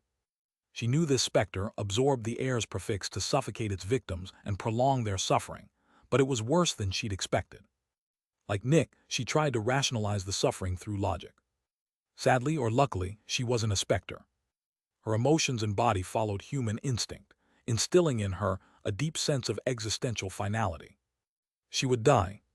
She had to do something. If she didn't, she'd die here. The left arm had lied to her. They'd found out about that one time she hadn't immediately reported something to her supervisor. They were killing her. Her subconscious screamed all of this at her. Her logic fought back. This couldn't happen. She hadn't betrayed Aegis, and if they wanted her dead, they wouldn't have warned her repeatedly. They'd have just sentenced her outright. They wouldn't need such underhanded means. Yet her emotions kept fighting her logic. Despite every logical reason, she still believed she'd die here. If emotions could be reasoned with that easily, there'd be almost no suffering in the world. Emotions did what they wanted, and when intense enough, ignored logic entirely. Luckily, this protector was several centuries old. Her discipline and self-control were extraordinary, and she forced her body to comply with her mind. Then her body reached a point where it could barely move at all. Even if she'd wanted to escape now, she could do almost nothing. She was so weak. She wanted to sleep, but her body wouldn't let her. Powerful extractors didn't need sleep, and someone as old as her had long forgotten how. Plenty of normal people who slept every day still had trouble falling asleep. How could someone fall asleep after centuries without it? The prefix here was just dense enough to keep her mind from shutting off. And even if she could sleep, her emotions wouldn't let her. They wanted her to jump up and fight for her life. How could anyone fall asleep while feeling like they were drowning? All she could do was wait and suffer. Her emotions screamed at her to act. Her body was powerless to obey. She had no control over her life anymore. The existential dread never let up. She was going to die. She needed to do something. But she couldn't move. Panic, fear, terror. Suffering. While the protector suffered, Nick remained in his trance. He only felt a great amount of Zephyx entering his body. Although it wasn't really Zephyx. Zephyx required prefix to form, and there was no prefix in here to produce it. So what was entering Nick's body? The very thing that transformed prefix into Zephyx. Humanity knew that suffering produced Zephyx by reacting with prefix, but nobody could bottle or even see the suffering itself. It couldn't be measured. Yet it had to be there. One kind of energy didn't just transform into another without outside influence. The best description was that concentrated suffering, as energy, was entering Nick's body. The cold inside a freezer has to come from somewhere. To cool something, you need to heat something else. It was energy transfer. In a philosophical sense, suffering felt like a cost, paid to gain something. Cost and benefit. Here, the protector paid the cost, while Nick reaped the benefit. He was taking something from her. It wasn't clear what, but he had to be taking something since he was profiting. The suffering gathered inside Nick's body, and in time, it would react with the prefix in the air to produce Zephyx. Chapter 773. After an indeterminate stretch of time, the containment unit grew loud, and the prefix density inside increased. The protector began regaining her strength and knew her shift was over. The containment unit worked automatically, but an extractor could still change a few settings. This one worked with a timer the extractor had to set before entering. To maximize suffering, though, the timer didn't say when it would open. It just said minimum, short, medium, long, very long, and manual. Manual meant it couldn't be deactivated from inside, and would keep running until someone outside stopped it. The protector didn't know that the containment unit simply stopped suppressing prefix when time was up. In her mind, it dumped so much prefix inside that the tentacle Specter couldn't absorb it fast enough. As soon as she regained her strength, she jumped up and walked out of the containment unit. Outside, she took a deep breath as her fear faded. Experienced extractors were used to suffering, having worked with powerful Specters for centuries. The perpetual feeling of drowning was horrible, but no more traumatizing than her other work. Extractors who couldn't recover from working with a bad Specter generally didn't become protectors. Every protector had the talent of disconnecting past events from the present. Yes, she'd suffered immensely in there, but everything was fine now, and it wouldn't be an issue moving forward. This particular suffering was behind her. At least until my next shift, she thought with an annoyed sigh. I signed up for 10 shifts, average length medium. I chose medium when I went in. How much time actually passed? She checked her barrier. A week, she thought, brows raised. I was in there a week. It felt actually, I don't know how it felt. On one hand, barely an hour. On the other, an entire year. She released a long breath. Well, I signed up for it. I'm helping Aegis by agreeing to this. Then she left the locker room in front of the containment unit to report to the left arm. What she didn't notice was that the containment unit still let prefix through. That was because Nick had to manually reactivate the function. It was a fail-safe, so he could come out too if things went bad. After some minutes, Nick emerged from his costume and left through the employee entrance. Not nearly as bad as expected, Nick thought walking out. He was producing a staggering amount of Zephyx. All the bottled-up suffering was reacting with the prefix around him, pumping him full of it. A week passed, and I produced far more Zephyx than expected. Sure enough, working with a protector is much more efficient than working with heroes. That reminded Nick of Simon Francium, who died when envy broke out. Back then his power seemed otherworldly. Now I'm working with people of his level. Nick remembered meeting Simon for the first time, when he'd only been a John. The innocent, scared Nick from back then no longer existed. Now he harvested the suffering of protectors, while working to free all of humanity from its oppression. The nervousness he'd felt when the old champion gave him the last name Dusk was gone. It was his duty now. He had to destroy the sun and the aliens on the moon. I will never give up. This seems insurmountable, but changing Crimson City seemed just as impossible once. I changed Crimson City, I succeeded. Improving the lives of 1,000,000 people seemed impossible too, but I managed that as well. I fulfilled 2 impossible tasks. Who's to say I can't fulfill a third? Nick connected his barrier to the left arm. Report, she ordered. The first shift went smoothly. No issues, he said. I've already heard. Ready for the next shift. Any changes in procedure that would make things more efficient, she asked. She's actually just asking if I can handle the pain, Nick thought. No, everything's worked well so far. Based on what I've seen, the long and very long settings are also usable. The protectors probably reported everything already. You know more about the settings' viability than I do, Nick explained. Good, I'll send the next one soon, she answered, cutting the connection. Nick set up the containment unit again and re-entered. He'd already converted all the saved suffering into Zephyx. He climbed back into his costume and waited. The containment unit began suppressing prefix again, and Nick sank back into a trance. Time seemed to race by for him, as if the outside world moved much faster than he did. The next protector arrived roughly 2 hours later, but to Nick it felt like he just sat down. She collapsed in what felt to him like barely a couple of seconds. Then, what felt like an hour later, the prefix in the atmosphere spiked again. Everything returned to normal, and he came out to check how much time had passed. That was a long session, Nick thought. An entire month barely felt like an hour. Being a Specter has its upsides. If I were human, I'd be suffering tremendously. As a Specter, it just feels like being sleepy or exhausted. Send in the next one, Nick told the left arm through his barrier. Chapter 774. After a particularly long session with a mid-protector, Nick left the containment unit as always to convert his harvested suffering into Zephyx. On the outside, he simply seemed to recover and tell the left arm to send the next one. But inside, his mind was in absolute chaos. Why, he thought in panic, careful not to show it. What did I do? His ability had deactivated. Something or someone was looking at him. Thanks to his improved ability, he could also tell where it was. The sensation came from about 50 kilometers above him. 50 kilometers. Any human ascending to just 30 kilometers would die, and the same was almost certainly true for Specters. Which meant something neither human nor Specter was looking at him right now. Aegis's headquarters completely isolated all perceptions from the outside. Not even death could see through its walls. Nick re-entered the containment unit as calmly as he could. The door closed. His ability was still deactivated.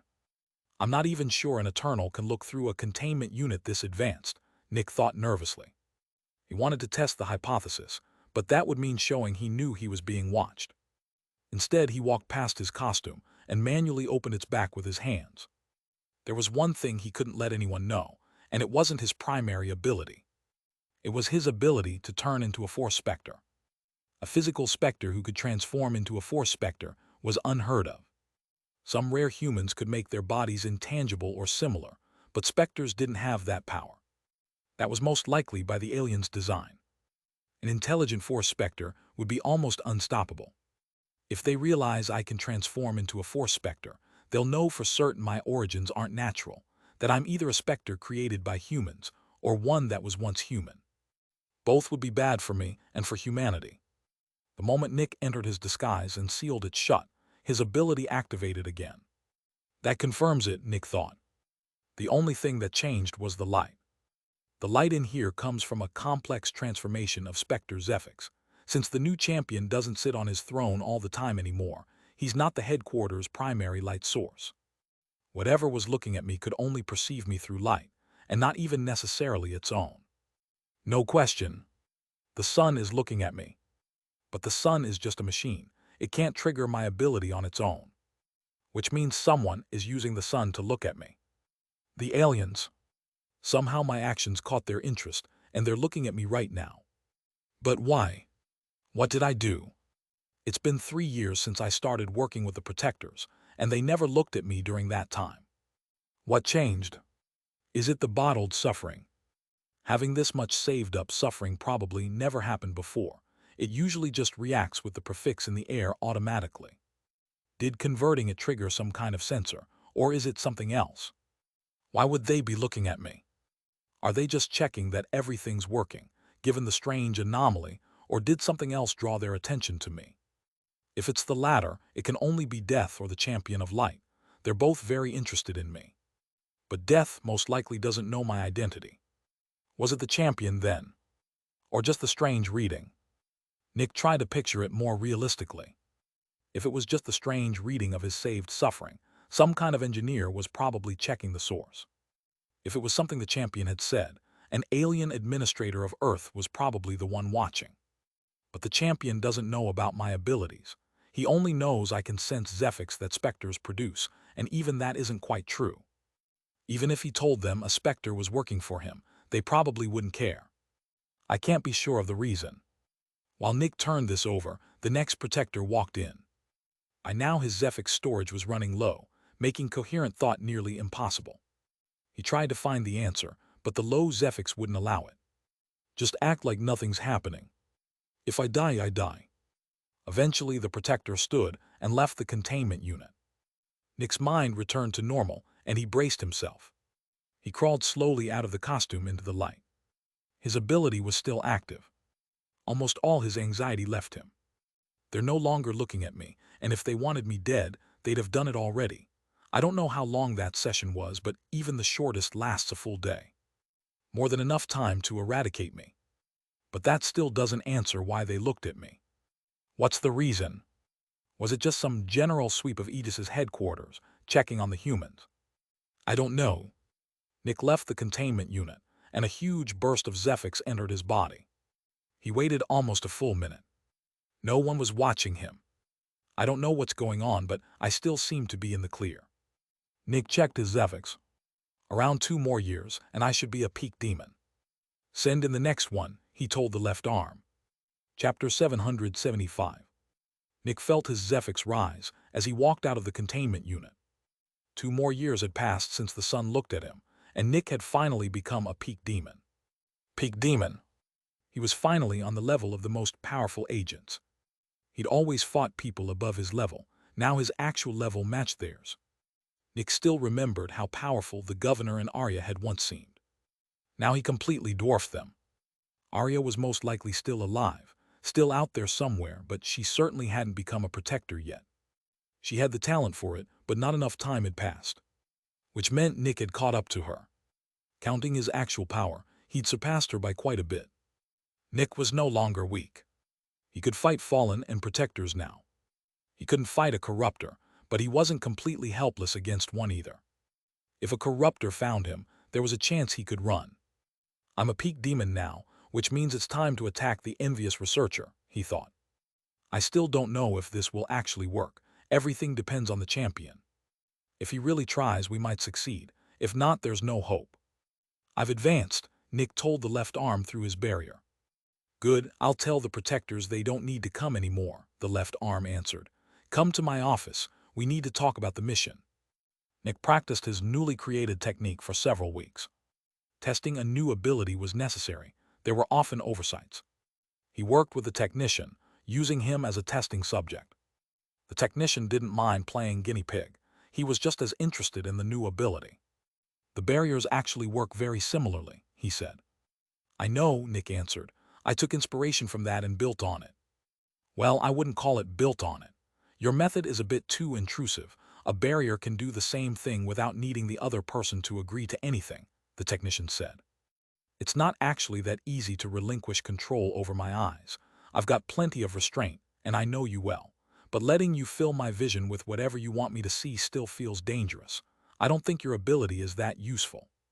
Nick's ability worked by warping the light in front of someone's eyes to create an image. Since he couldn't transmit a Specter's location via voice fast enough, he'd thought to go through sight instead. He'd studied how barriers transmitted images and how his own illusion ability worked. It wasn't that easy. Bending light to create an image wasn't difficult. The problem was the other person's will, instincts, and mind. The eyes automatically sensed the Zephyx manipulating the light and refused to process it, a self-protection mechanism. Powerful Extractors' minds would autocorrect the image, feeling a bit of pain in their eyes as a signal that someone was tampering with them. Weak Extractors would just see the world go blurry, their minds too slow to correct the image. Getting past that defense would mean creating a true illusion ability, and Nick already had one, the nightmares. But showing an illusion to the champion was impossible. Nick would run out of Zephyx immediately, and the champion wasn't allowed to sense him besides. Barriers didn't intrude on the eyes at all.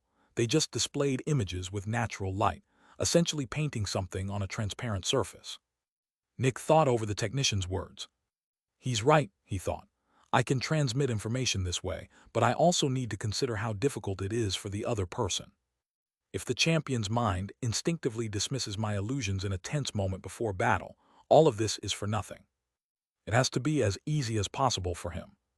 But I can't use signals like the barriers. The envious researcher might intercept them. Which leaves only my Zephyx. I'll rework it, Nick said after a while. Back to the drawing board, the technician said with a laugh. You have no idea how often I've wasted weeks testing a useless product. Nick returned to his office and started redesigning the ability. It was much harder now. Audible signals didn't work. Language was a terrible medium for transmitting information. Barriers could send more information in a second than a person could speak in years. Visual signals worked, but the eyes were far better protected than the ears. Touch signals could work, but Nick would need an entire system for transmitting three-dimensional coordinates, and the champion would need to learn it too. 10 researchers stood atop Aegis's headquarters. They looked around with fear. This wasn't the first time they'd tried to slip past the envious researcher, but usually it was done very differently. Aegis's usual method was simple but resource-heavy. Whenever they needed to distribute new technology, Aegis gathered nearly all its researchers inside a powerful, open containment unit, the second most powerful one Aegis owned, capable of containing an adversary. The champion and the left arm would stay inside with the researchers, while the technician operated it from outside.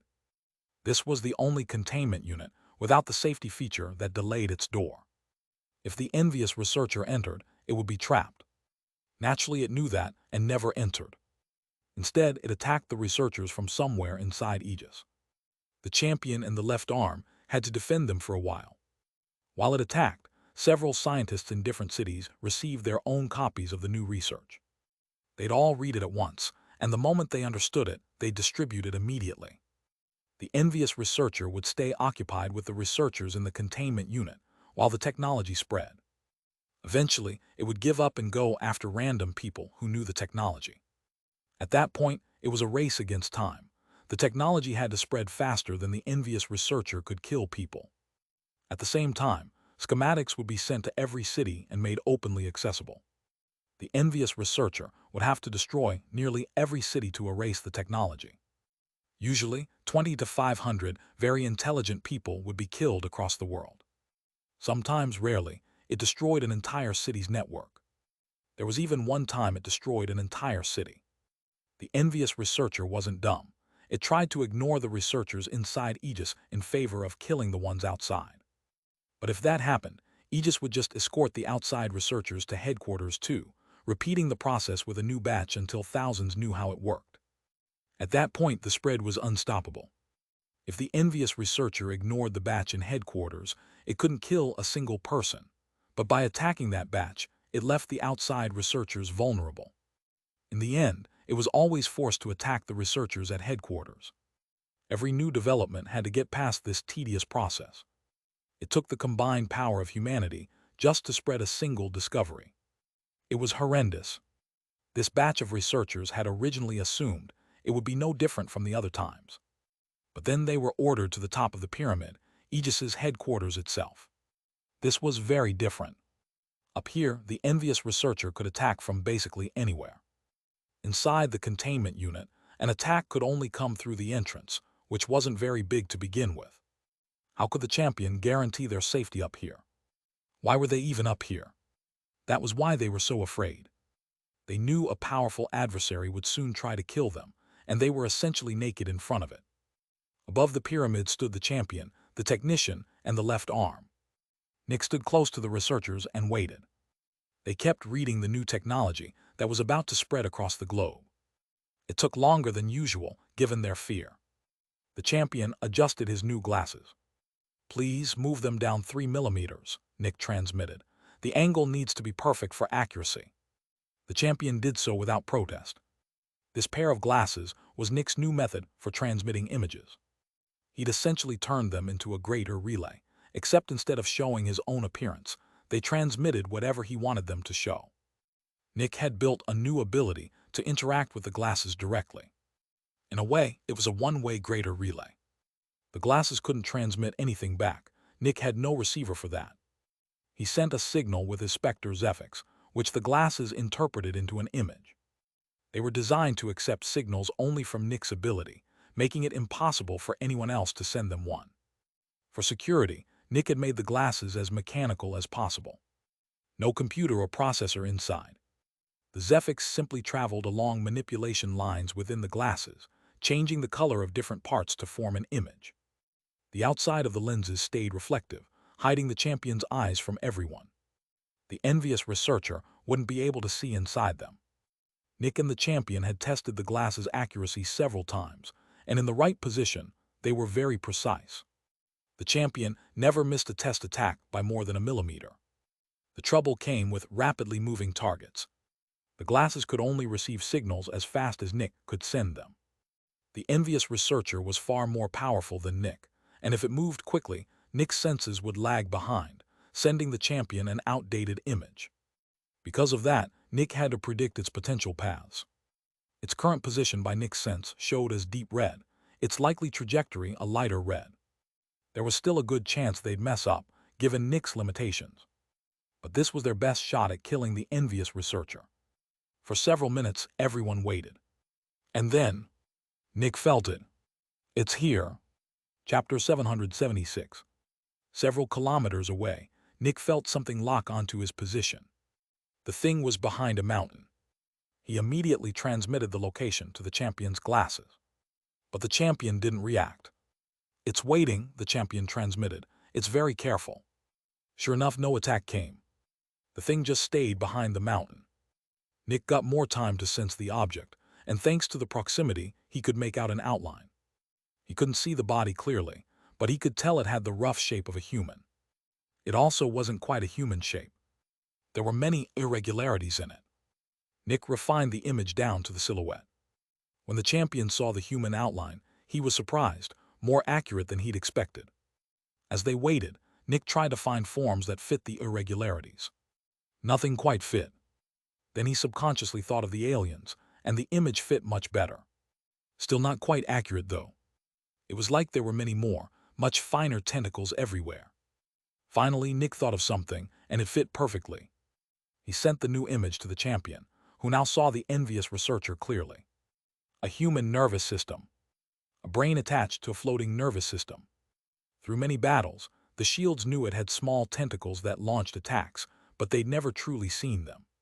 Some seconds later, one of the nerves extended out from behind the mountain. Nick's ability told him exactly where it was, but no matter how hard he tried, he couldn't see it. He knew its exact location and still couldn't see it. That was terrifying. The nerve slowly moved toward Aegis's headquarters. Boom! The instant it came within 500 meters of the researchers, the champion of light swung his sword, and a crescent of sunlight shot at it. The nerve was severed and vanished instantly. No trace of it remained. Nobody saw it. The left arm and the technician jumped down to shield the researchers. But the envious researcher didn't move from its position. It knows we have something planned, and it wants to find out what, Nick thought. It knows it's safe behind the mountain. Even if the champion attacked now, it would have enough time to evade at this distance. Everyone watched the crescent shoot toward the whirlwind. Boom! It exploded into a shower of lasers, burning holes in the ground as far as the eye could see. Everything was too bright to tell if the attack had hit. Did they get it? Everyone watched tense. The light faded. Nick took a deep breath. Red pieces of brain fell to the ground. "We got it," Nick said. He'd seen the crescent hit the envious researcher head-on. A perfect shot. It landed exactly on the brain, and the moment it hit, Nick could no longer see the envious researcher at all. If Nick were relying only on his eyes or his Zephyx sense, there'd be a chance it was still alive. But his ability worked by reading an enemy's perception. If it had survived, its senses wouldn't have simply cut off and looked away. Nick would have felt it retreating. He noticed something else too. Several hatchlings had appeared out of nowhere around Aegis's headquarters. The death of a powerful adversary sharply raised the local prefix density, spawning more of them. Every sign pointed to the envious researcher's demise. It was dead. Actually dead. "I hit it head-on," the champion confirmed. The technician and the left arm both threw a glance at Nick. Nick had said they got it, but was he just going along with some deceit the champion was pulling? Nick just looked at them, and when they saw his eyes, they understood. It was actually dead. There was a chance the champion would mask a failure, given that he technically worked for the envious researcher's masters. But Nick didn't work for the Specters. The technician fell onto his butt in shock. They'd actually done it. The envious researcher was dead. Even the left arm's face showed shock. The envious researcher was dead. This was the first adversary Aegis had ever killed, and a significant one. Killing it was a bigger accomplishment than killing famine, pestilence, or war, bigger than killing all of the corruptors combined. The envious researcher had had a gigantic impact on humanity's development. And now it was dead. While the others tried to process it, Nick was already analyzing the situation. Except for death, nobody's looking at us, Nick thought. The sun has already looked at me once, which means the aliens can use it to look at Earth. One of their primary suppression factors was just killed by their own double agent's hand. And yet they're not even watching what happens. If I were them, I'd have programmed the sun to alarm the moment the envious researcher died. This is the biggest achievement of this era. And the aliens aren't even looking to check. Nick's eyes narrowed. This was planned. The envious researcher was supposed to die today. Was that why the sun looked at me? Did the champion talk to the sun and argue that increasing humanity's power would be a good idea? Most likely he told the sun I could sense the envious researcher, and the aliens got curious enough to look at me. Nick looked at the champion, gazing at the pieces of brain with pride. Then at the left arm. It wasn't really the champion who'd killed the envious researcher. Technically, yes, but he wasn't the reason it was dead. The champion hadn't wanted to kill it. The left arm had convinced him to. She'd played him like a puppet and made him do her bidding. She'd gotten him to plead their case in front of his superior. There's a good reason she was the old champion's left arm. The right arm of a ruler is generally seen as their representative, speaking for them, acting on their behalf, the public face of the ruler. Nick understood the protectors now. They all followed the left arm because she led by example. She helped humanity, and her attitude inspired them. Nick knew that because he was inspired by her too. "The envious researcher is dead," the left arm said, serious, looking at the researchers. Several sheets of paper appeared in front of them. "Look through all these new advancements. We must be certain," she ordered. The researchers could barely believe it was dead, but they followed her orders anyway. The shields waited half an hour while the researchers read through the new advancements. Eventually, they said they were done. Everyone looked at Nick. "Nothing," Nick confirmed. That confirmed it. The envious researcher was actually dead. "Spread the news," the left arm ordered. "Everyone is now allowed to share knowledge freely." A momentous occasion. Humanity had shed one of its biggest shackles. And yet Nick frowned. "A bit late, aren't we?" he thought, sensing the sun looking at him again. He glanced at the champion, who seemed distracted. "Are they talking?" he thought. "You handle everything," the champion said to the left arm. "I will, champion," she confirmed. "You did well, you're worthy of your title." The champion just nodded. "Julian," Nick heard him speak in his mind. "Yes, champion," Nick transmitted back. "Come with me," he ordered.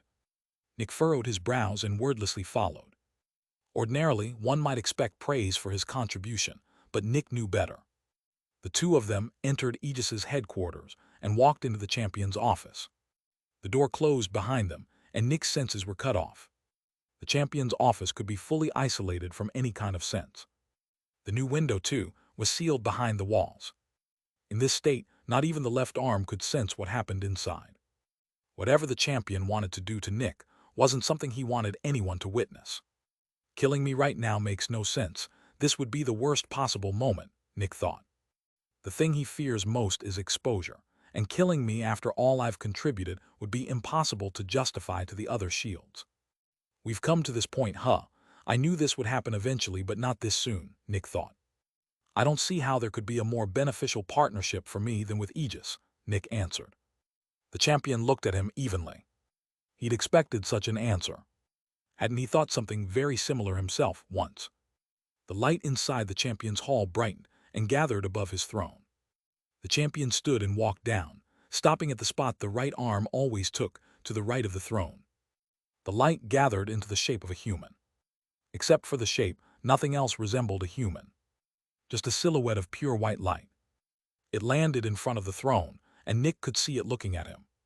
But his ability told him there was no perception coming from the light. Just a representation of its true owner. There was only one thing this could be. Julian Winter, Nick heard in his mind. The voice was warm and gentle. I am the sun. As expected, Nick thought. He didn't answer for a couple of seconds. I didn't think you were conscious, he said. Nick knew it wasn't truly conscious, but this was the expected thing to say. I'm most likely talking to some administrator working for the aliens. I am this world's protector, the sun said, with some amusement. How could I protect humanity without knowing what I'm doing? I can see that now, Nick answered. Seems I was too hasty in my judgment. Julian, the sun said, I've watched your progress and I'm pleased with what I've seen. What an obvious lie. You've looked at me exactly 3 times in my life, once when the new champion took power, once when I came out of the containment unit, and now. If you'd actually been watching me, you'd have killed me already. That's to be expected, Nick answered. The sun is ever present. As a Specter, you've accomplished something deemed almost impossible, the sun said. You've gained Aegis's support. You convinced the left arm and the technician to accept you as an ally, and thanks to their word, you officially joined Aegis. Humanity's most ardent supporters accepted you, a Specter, into their ranks. The false prophet works with Aegis too, but its status can't compare to yours. That's worthy of admiration, and a valuable position to hold. Nick nodded. I presume you're interested in making use of that position. I am, the sun said. Humanity is in a constant battle against destruction, and the Specters are not the enemy. Who is then? Nick asked, stopping himself from adding enlighten me. Beings from across the stars, the sun said. Aliens? Nick asked, raising a brow. Going with that angle are we, Nick thought. You might call them that, the sun said. Almost 50,000 years ago, the people you call the Ancient Ones traveled across the stars, colonizing many planets. The years are probably accurate, Nick thought. That means the era of the recovering ones lasted around 20,000 years, and the enlightened ones only 3,000 to 5,000. The suffering ones' era was long again, probably around 15,000 years. Ours has lasted about 5,000. I don't know how long the Ancient Ones lasted, but probably 5,000 to 10,000. During their colonization of the galaxy, the sun continued, the Ancient Ones encountered an advanced alien race. They fought this alien race for a long time, but in the end, the aliens triumphed through a combination of technology and personal power. The Ancient Ones had weapons of unrivaled destructive power, but they were vulnerable to many small, quick attacks. Powerful warriors from the alien race struck many planets, and the Ancient Ones' unfathomable weaponry could only deal with so many at once. Each strike required a long recharge before the next, and each could only handle one warrior at a time. Over the years of war, the Ancient Ones were pushed back to Earth. In desperation, they had only one move left. They created me, the sun. I was made as a shield for humanity against the alien race. The Ancient Ones hoped humanity would recover and adapt over time. That eventually, they'd develop their own warriors. As long as humanity had its own warriors, it wouldn't be helpless against its enemies. The sun sighed. But this required the most valuable commodity in the universe. time, the alien race wouldn't simply sit by and watch their enemy grow stronger each year. They launched constant attacks against me. My energy reserves emptied faster than expected, and to save humanity, I needed a new source of energy. The Specters and Zephyx, Nick interjected. Correct, the sun said. I needed Zephyx, a great deal of it. Without it, I'll be destroyed and humanity eradicated. Humanity needs powerful warriors, but also real technological achievement, to fight the alien race. I've been trying to find that balance for nearly 50,000 years. The ones you call the recovering ones focused only on technology. The ones you call the suffering ones focused only on Zephyx. The sun sighed again. The most regrettable were the enlightened ones. They were the perfect mix, but grew impatient and tried to destroy me before they were ready. They hadn't mastered star energy and pure energy yet. If they'd succeeded, everyone on Earth would have died. I had to stop them. Nick nodded. I understand. What a load of bullshit. Chapter 777. I presume the envious researcher's death was part of your plan, Nick asked. The envious researcher worked for me, the sun confirmed. Its presence was necessary. Humanity was progressing too quickly in technology.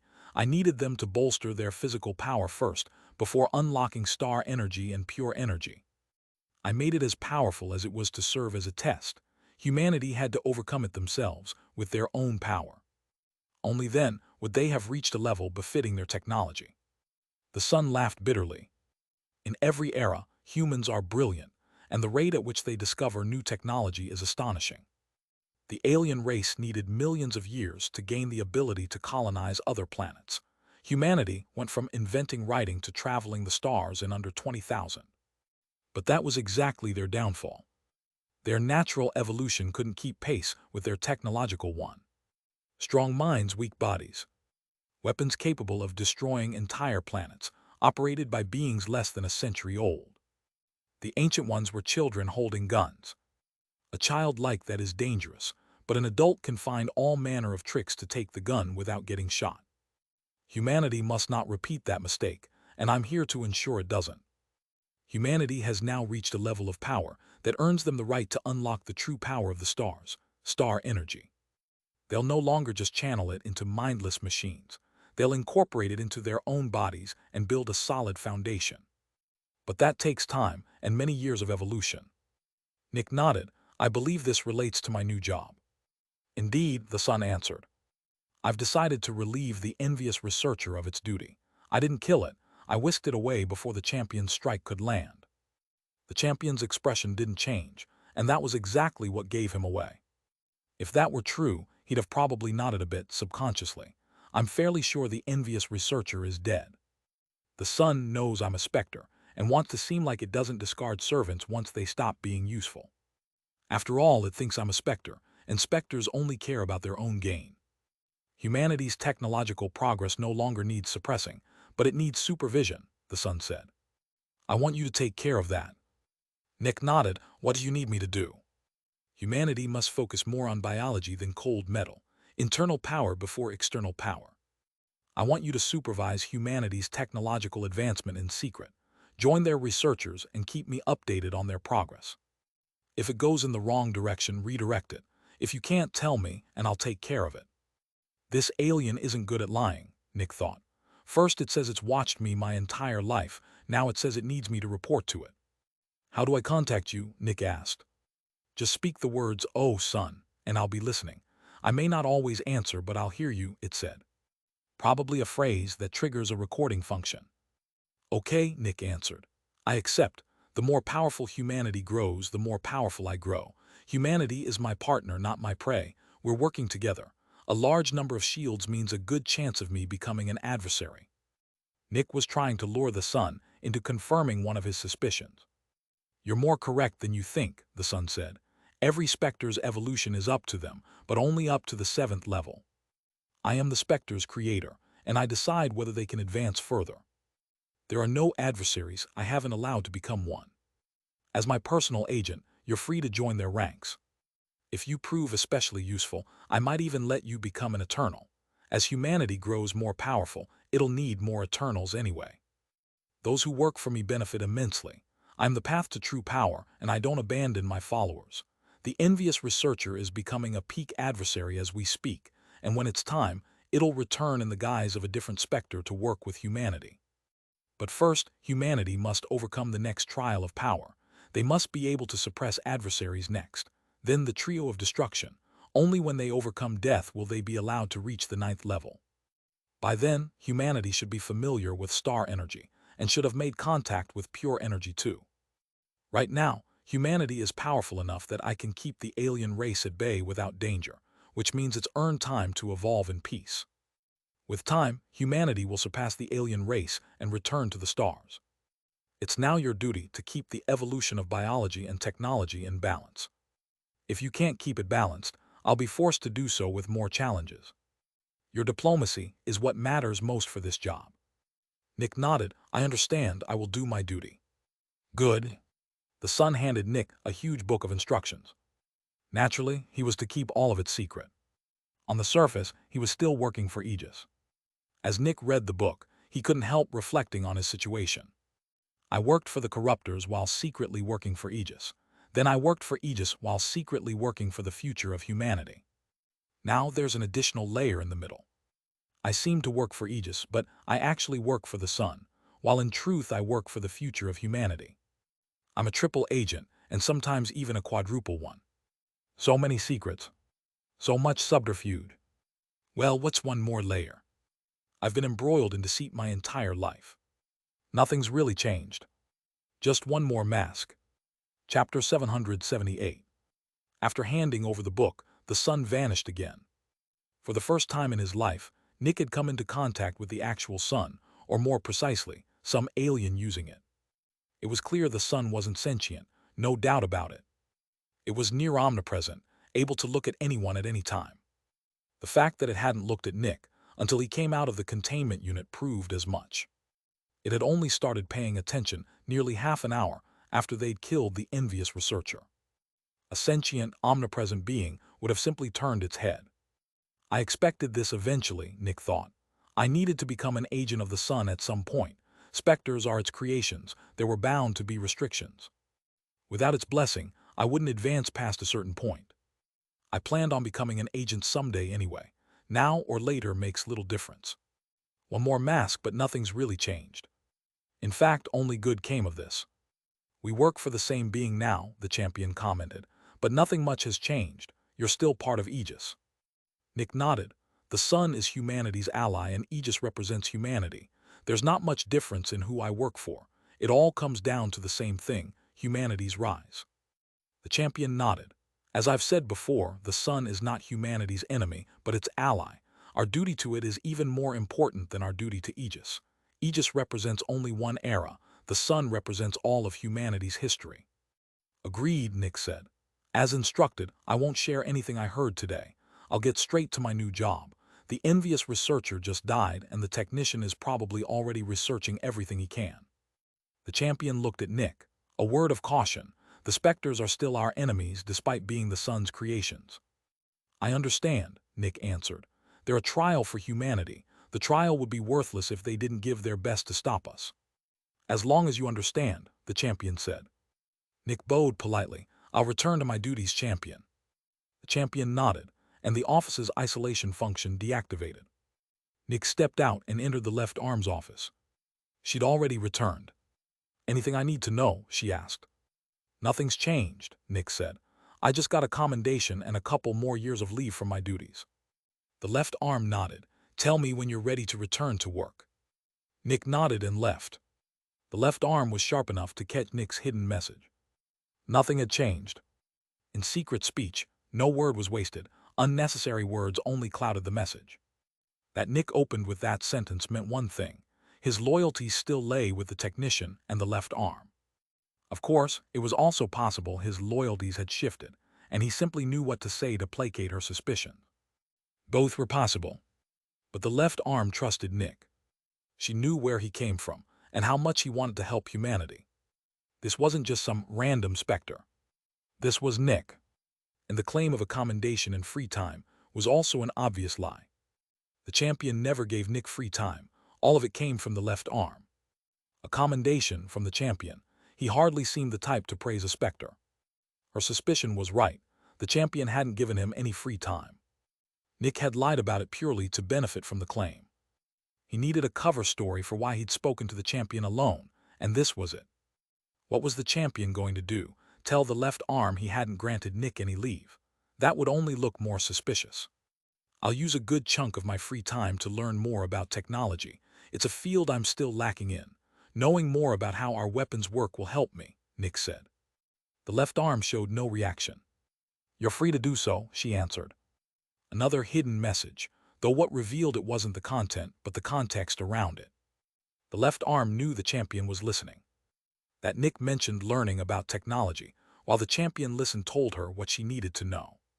Nick rarely told her what he was doing. That he did now was itself a clue.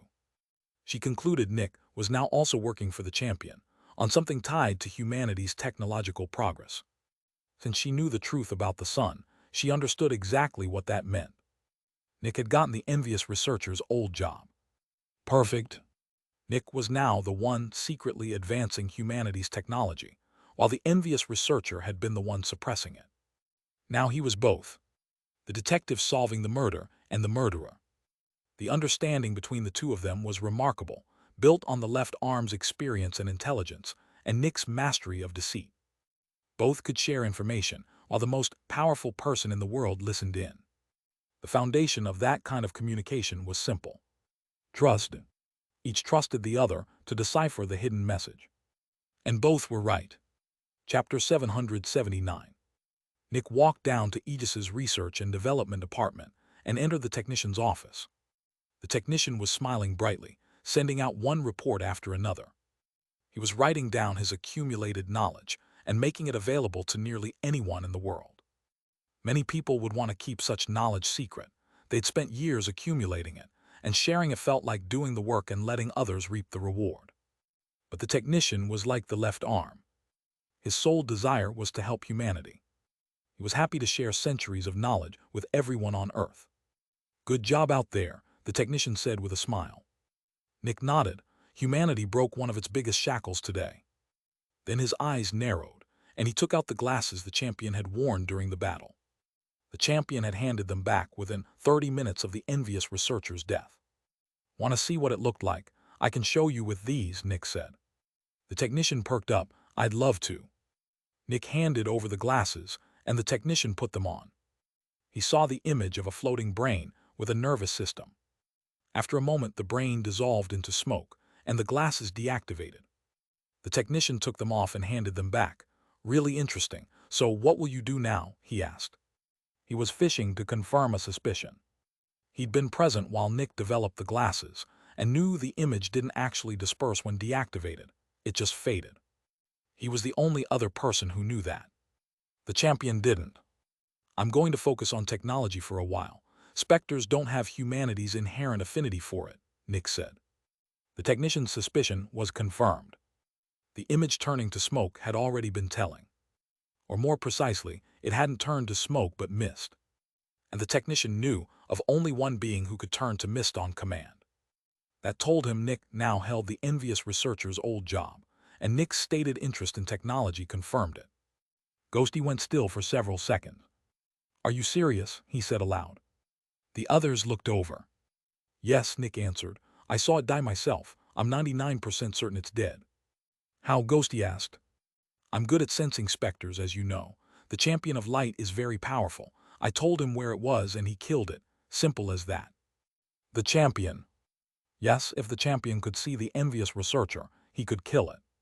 Still, it was hard for Ghosty to believe. Nick saw his doubt. How do you think I got this huge file? Nick transmitted. The technician knows how dangerous the envious researcher is. He wouldn't be distributing all his knowledge unless he was sure it's dead. It is dead. You can share everything with each other now. No more separate teams. But it's still important to stay out of any light source. Ghosty took a deep breath. He looked at his saved files and deleted almost all his own notes. Send it to me, he told Michael. Michael sent the file, and Ghosty looked it over. It was hard to believe. But there it was. All of the technician's knowledge. Not yet curated, the technician was still trimming it down, but there. Too good to be true. You need to hurry now, Nick transmitted. Humanity will be hot on your heels in technological progress.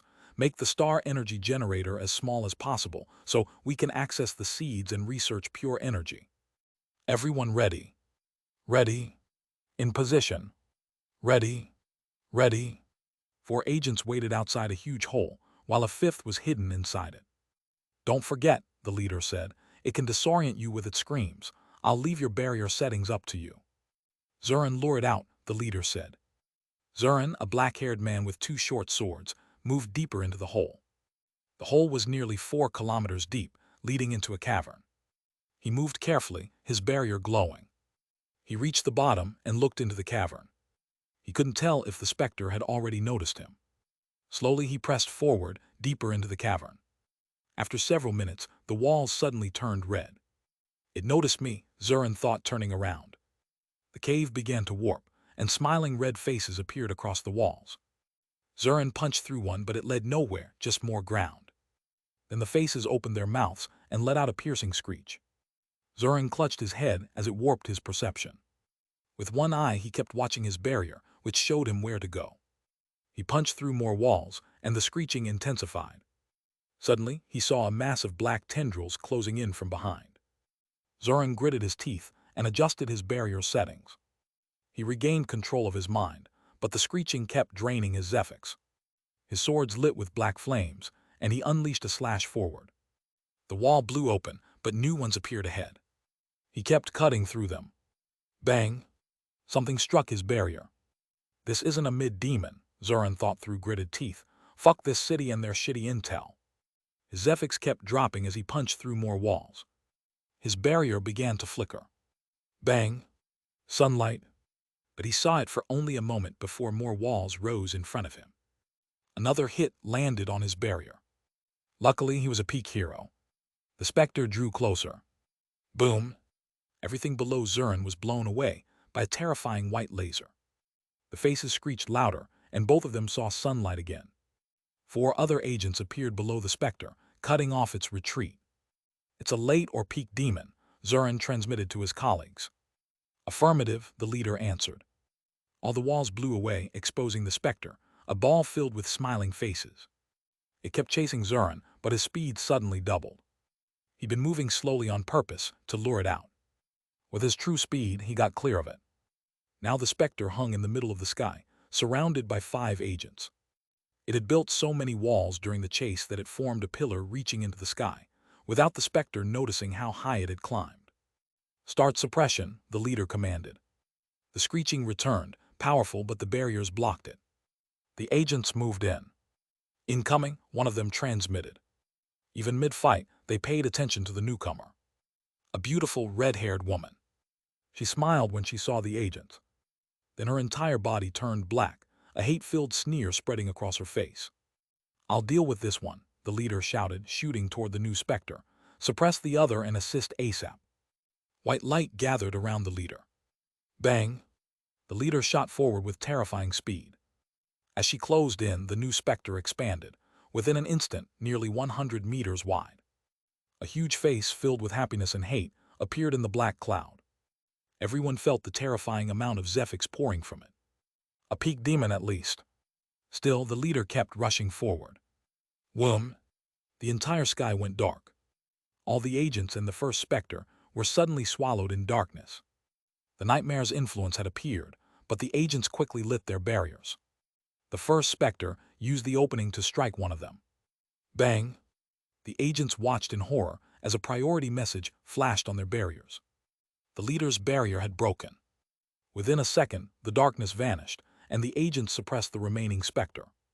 They searched for the other one and their leader. But both were gone. The mood turned grim. They'd lost their leader. Report to Aegis, the vice leader said. After a while, everyone left with the captured Specter. Meanwhile, the squad leader was being dragged deep underground by the unknown Specter. She knew what was coming. A moment later, her barrier was torn out and crushed. You're in no danger. Haven't you noticed you're not under the nightmare's influence? A mysterious voice said. The leader realized it was telling the truth. There was darkness everywhere, but the nightmare's terror never came. A moment later, she was set down in the middle of a large cave. The smoke around her gathered into the shape of a human. "I need your help," the new silhouette said. For a moment she remained uncertain, until she saw the face in front of her and froze. "It's been a while," Nick said, revealing himself. "I wouldn't do this if I didn't need you urgently. And no, this isn't about our past. Humanity needs you, not me." Arya Light, leader of the agent squad, stared at Nick in shock. For several seconds she couldn't speak. "Sorry to appear so suddenly," Nick said. "I thought you were dead," Arya said quietly. "I'm not dead," Nick said, releasing a bit of his Specter Zephyx. "Just changed. I'll explain everything." Chapter 780. Arya looked at Nick with a complicated expression. "Is that really you, Nick?" she asked. "It's me, but a lot has changed," Nick answered. "I work for many people and many sides, but my heart lies with humanity." "Why do you have Specter Zephyx?" she asked. "I worked closely with the left arm and the technician, and decided to go for a peak elder for my consumption." Arya took a deep breath at that. Consuming a peak elder was literally physically impossible. Even a machine acting perfectly for weeks would achieve, at best, a draw. "I was willing to die alongside the Specter. We were both about to kill each other, and as a last resort, it willingly fused with me. Specters don't want to die, and continuing on as a mindless machine beat dying outright. They're logical like that. But this wasn't a normal consumption. Instead of becoming a subservient machine housed in its Specter core, it took over my Zephyx synchronizer. When I advanced, the manipulation lines of my Zephyx synchronizer fused with those of my Specter core, and the two organs fused as well, turning me into a Specter," Nick explained. "But my loyalties never shifted. I've been working closely with Aegis ever since. I lured out Pride to give the knife a chance to kill it." Arya's eyes widened. She knew Pride was dead, but had no idea Nick was responsible. Unbelievable. Back then he'd have been only a specialist, and yet he'd essentially killed a powerful peak fallen. The more she thought about it, though, the more believable it became. Nick had always done shocking things. As a mere initial expert, he'd infiltrated anatomy. As an expert, he'd completely revamped Crimson City, fighting the city's most powerful people, several heroes included, alone. If it was Nick, killing a peak fallen as a specialist wasn't out of the question.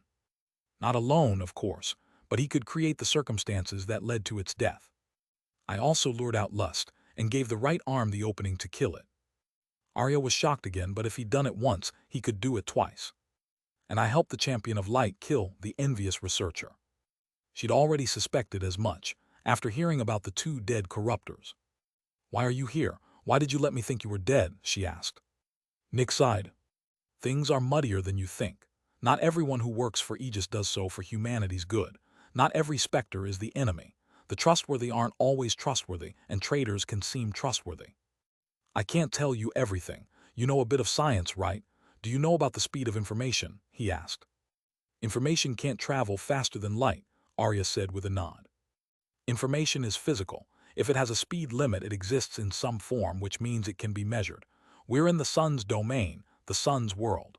Sharing information risks alerting it," Nick explained. Arya took a deep breath. The sun was ever present, but its constant presence made it easy to forget. Yes, the sun was a Specter, and humanity's greatest enemy, whatever the champion said. "These things involve humanity's very survival. I can't share the information with you. The only way to get it is to see it yourself." "I intend to. I've built a secret resistance group. Our enemy isn't Aegis, isn't humanity, and isn't the Specters either." Arya was confused. Then who was the enemy? "I can't tell you much more," Nick said. "Only that there's an enemy lurking in the shadows that almost no one knows about. The Shields, my resistance group, and I are the only ones who know the true enemy. With the envious researcher gone, we have far more freedom now. We're going to grow much bigger and—" "What do you need me to do?" Arya asked, cutting him off. "I need you to lead the resistance group, someone capable who shares my ideals. I believe you're the right person." Arya nodded. "I accept." Seeing her accept so readily filled Nick with warmth. There weren't many, but humanity had people willing to sacrifice their own gain for the collective good. People with the power to change things, willing to use it for humanity's sake. "Thank you," Nick said. "How long until you can become a protector?"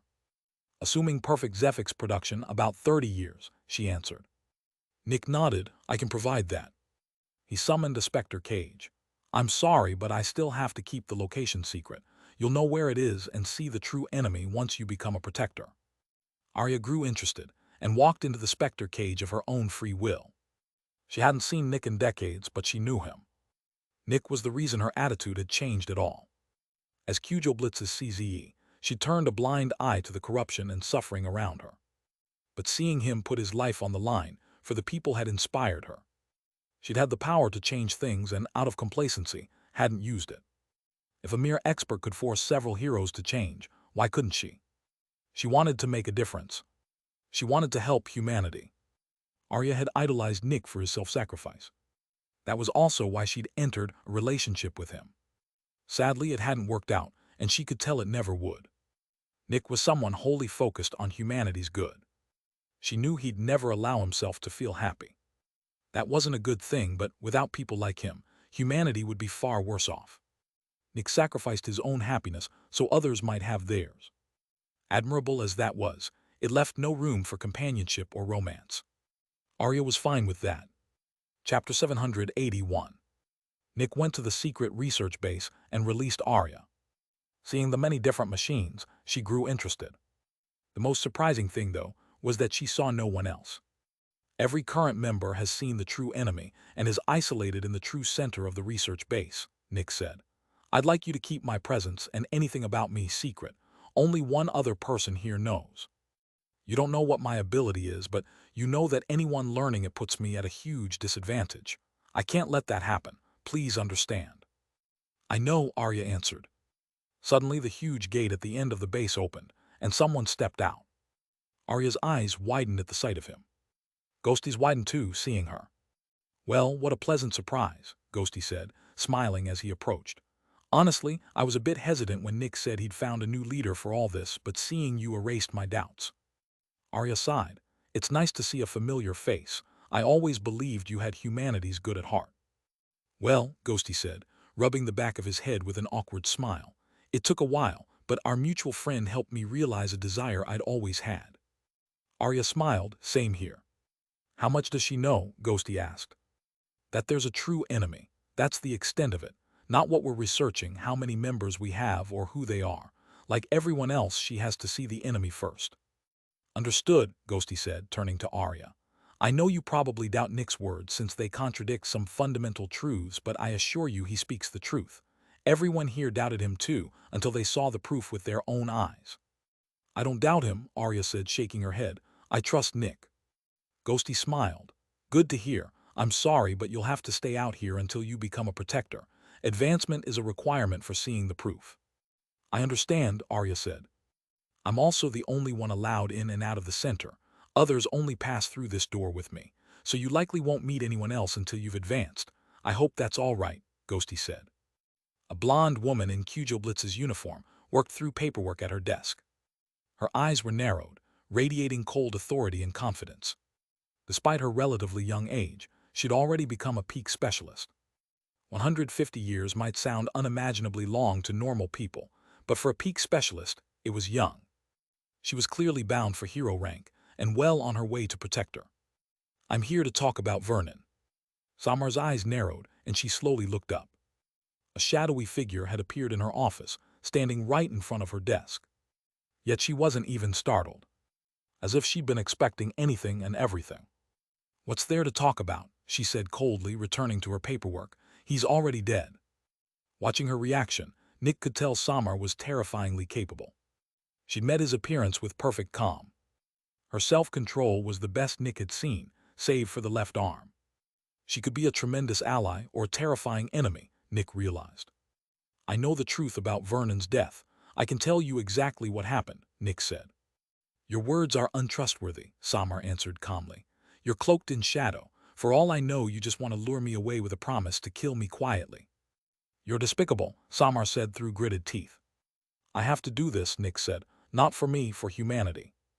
What self-righteous words, Samar spat. How does holding an entire city hostage serve humanity's good? Because you're worth it, Nick answered. What? Samar asked, sneering in shock, as if someone had just complimented her body in the crudest way possible. Disgusting. Arya said you're not like Vernon, Nick said. She knows your goals, and even knowing them, believes you value humanity greatly. Samar looked at him with pure disgust. And that's why you're holding an entire city hostage, to force my compliance. Yes, Nick answered. I need to test her claim. I need to see your true self. Your deduction skills are terrifying, which makes you valuable to humanity. Having you as an ally would benefit us greatly. The chance of recruiting you outweighs the risk to Crimson City. Samar snorted. You sound like the self-righteous people of Aegis. They speak of humanity's good and let the people in their cities suffer. They build their utopia on the corpses of countless helpless people. Based on what Winter told me, you weren't like that. He said you wanted to improve the lives of common people, that you didn't share that ideology. Seems he was wrong. Samar's words stung. For the first time in a long while, Nick felt anger welling up. Luckily, being a Specter made his emotions much easier to control. They were much weaker to begin with. Look up Water Pillar City in the database, Nick said. Samar looked at him with furrowed brows, but decided to play along. The entry said Water Pillar City had undergone a major change years ago, one that benefited its ordinary people immensely. So what? You helped one city while dooming another. Look up Brightclear City, Nick said. Over the next several minutes, he gave one city name after another. Every time, the city had changed tremendously, always to the benefit of ordinary people. After 20 cities, Samar's resolve wavered. I have hundreds, Nick said. I could give you names for hours and you'd see they're all the same. Name another, Samar said. He did. By the 40th city, she believed him. I've changed hundreds of cities for the better. I've exposed and killed nearly 100 servants of the corruptors. I lured out pride so the knife could kill it. I lured out lust so the right arm could kill it. I lured out the envious researcher so the champion of light could kill it. You're sick, Samar said with disgust. You say you regret killing Winter, but in the same breath say you'd do it again for the same outcome. Will you kill any number of innocent people, as long as it advances your fight against this so-called true enemy? How can a utopia be built on the bodies of innocents? You're using humanity's good to further your own goal, just like Aegis and all the corrupt rich people you killed on the upper level. Are you happy killing innocent people? She asked. My happiness is of no concern, Nick answered. I've dedicated myself entirely to this cause. My personal happiness has no bearing. But are you happy? She asked again. No, Nick answered, and I never will be. The path I walk doesn't lead to fulfillment or happiness.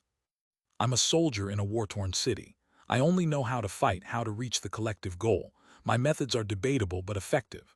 Thanks to me, humanity finally has hope. Samar looked at him with disgust.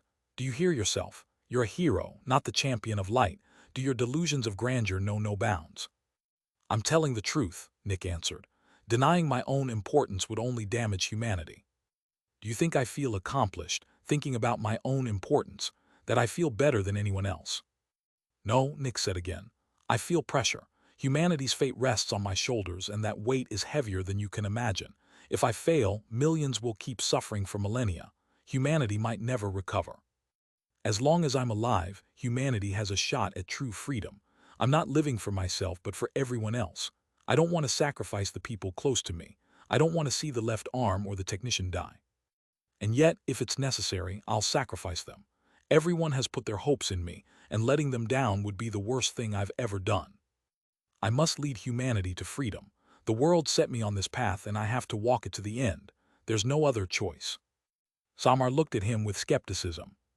Nick spoke of his own importance, while claiming he didn't like being important. It sounded delusional, narcissistic. And yet she didn't feel like he was lying. She stayed quiet for several seconds. I need proof, she said. You'll see the true enemy once you become a hero, Nick answered. I need more immediate proof, not of this true enemy, of your importance. You said you work with the left arm and the technician. Connect me to the left arm. I'll ask her myself. That's difficult, Nick said. I can connect you, but she can't speak freely. There are ways around that, Samar said. If you want my trust, you have to trust me first. Nick took a deep breath. If Samar said the wrong thing about the true enemy, this entire operation could blow up. It's important that you not say anything sensitive. Don't mention the true enemy or humanity's fate in any way, Nick said. Samar nodded. I won't. Nick connected his barrier to hers and reached the left arm. Report, the left arm ordered. Samar heard the cold authority in that voice. She'd never spoken to the left arm before, but had no doubt of her identity. This is Samar Melfian of Crimson City. I'm connected via the special agent's barrier, Samar said. State your business, the left arm answered. Your special agent is standing right in front of me, and I need to verify some of his claims. There are others involved in a mission we're discussing, tangentially related to Crimson City. Some of them outrank him, yet he claims the mission can't succeed without him. Samar stepped out of the Specter cage and looked around at her new surroundings. Officially, she died on a mission in Crimson City. Crimson City had gone after a powerful Specter with the help of a special agent. Several people had seen her die to it. The mission had succeeded regardless, and Crimson City captured a peak demon. Since the city wasn't powerful enough to make use of it, it sold the Specter to Aegis for years' worth of tributes. The special agent naturally survived. It had taken Nick a couple of days to arrange, but it left no loose ends. To keep it clean, there had to be an actual mission. Samar had, after all, mentioned one to the left arm. Stepping out, Samar immediately spotted Arya, who gave her an awkward smile. The mood between them was strange. They both knew Samar had once wanted to kill her. But that was only because Arya had been her only lead on her father's death and had refused to tell her the truth. Now that she knew it, there was no more reason to go after Arya. The tension broke as the doors opened and Ghosty walked out. Samar's eyes widened at the sight of him. Ah, Samar, good to see you, Ghosty said. Nice to see another familiar face. He noted that Nick hadn't bothered to disguise himself. I take it you're well acquainted with our friend, he asked. Samar's mood soured at the word friend. I know enough, she said darkly. Nick had told her what happened with Wintour. There were gaps in his memory from the consumption, but in the end, Samar agreed with him. Nick and Wintour had just been two children who'd made mistakes. That didn't mean she forgave him. He'd killed her little brother, who hadn't deserved to die. But she was intelligent enough to see his value to humanity. She didn't agree with his methods, but couldn't deny they worked. So she joined his mission despite her hatred for him. She didn't forgive him. She didn't want to interact with him. She didn't want to be near him. But for humanity's sake, she'd tolerate his existence. I'm glad to work under you, Samar said to Ghosty. I've always admired your dedication to science. She'd been a bit of a fangirl of his when younger. Even had a crush on him once.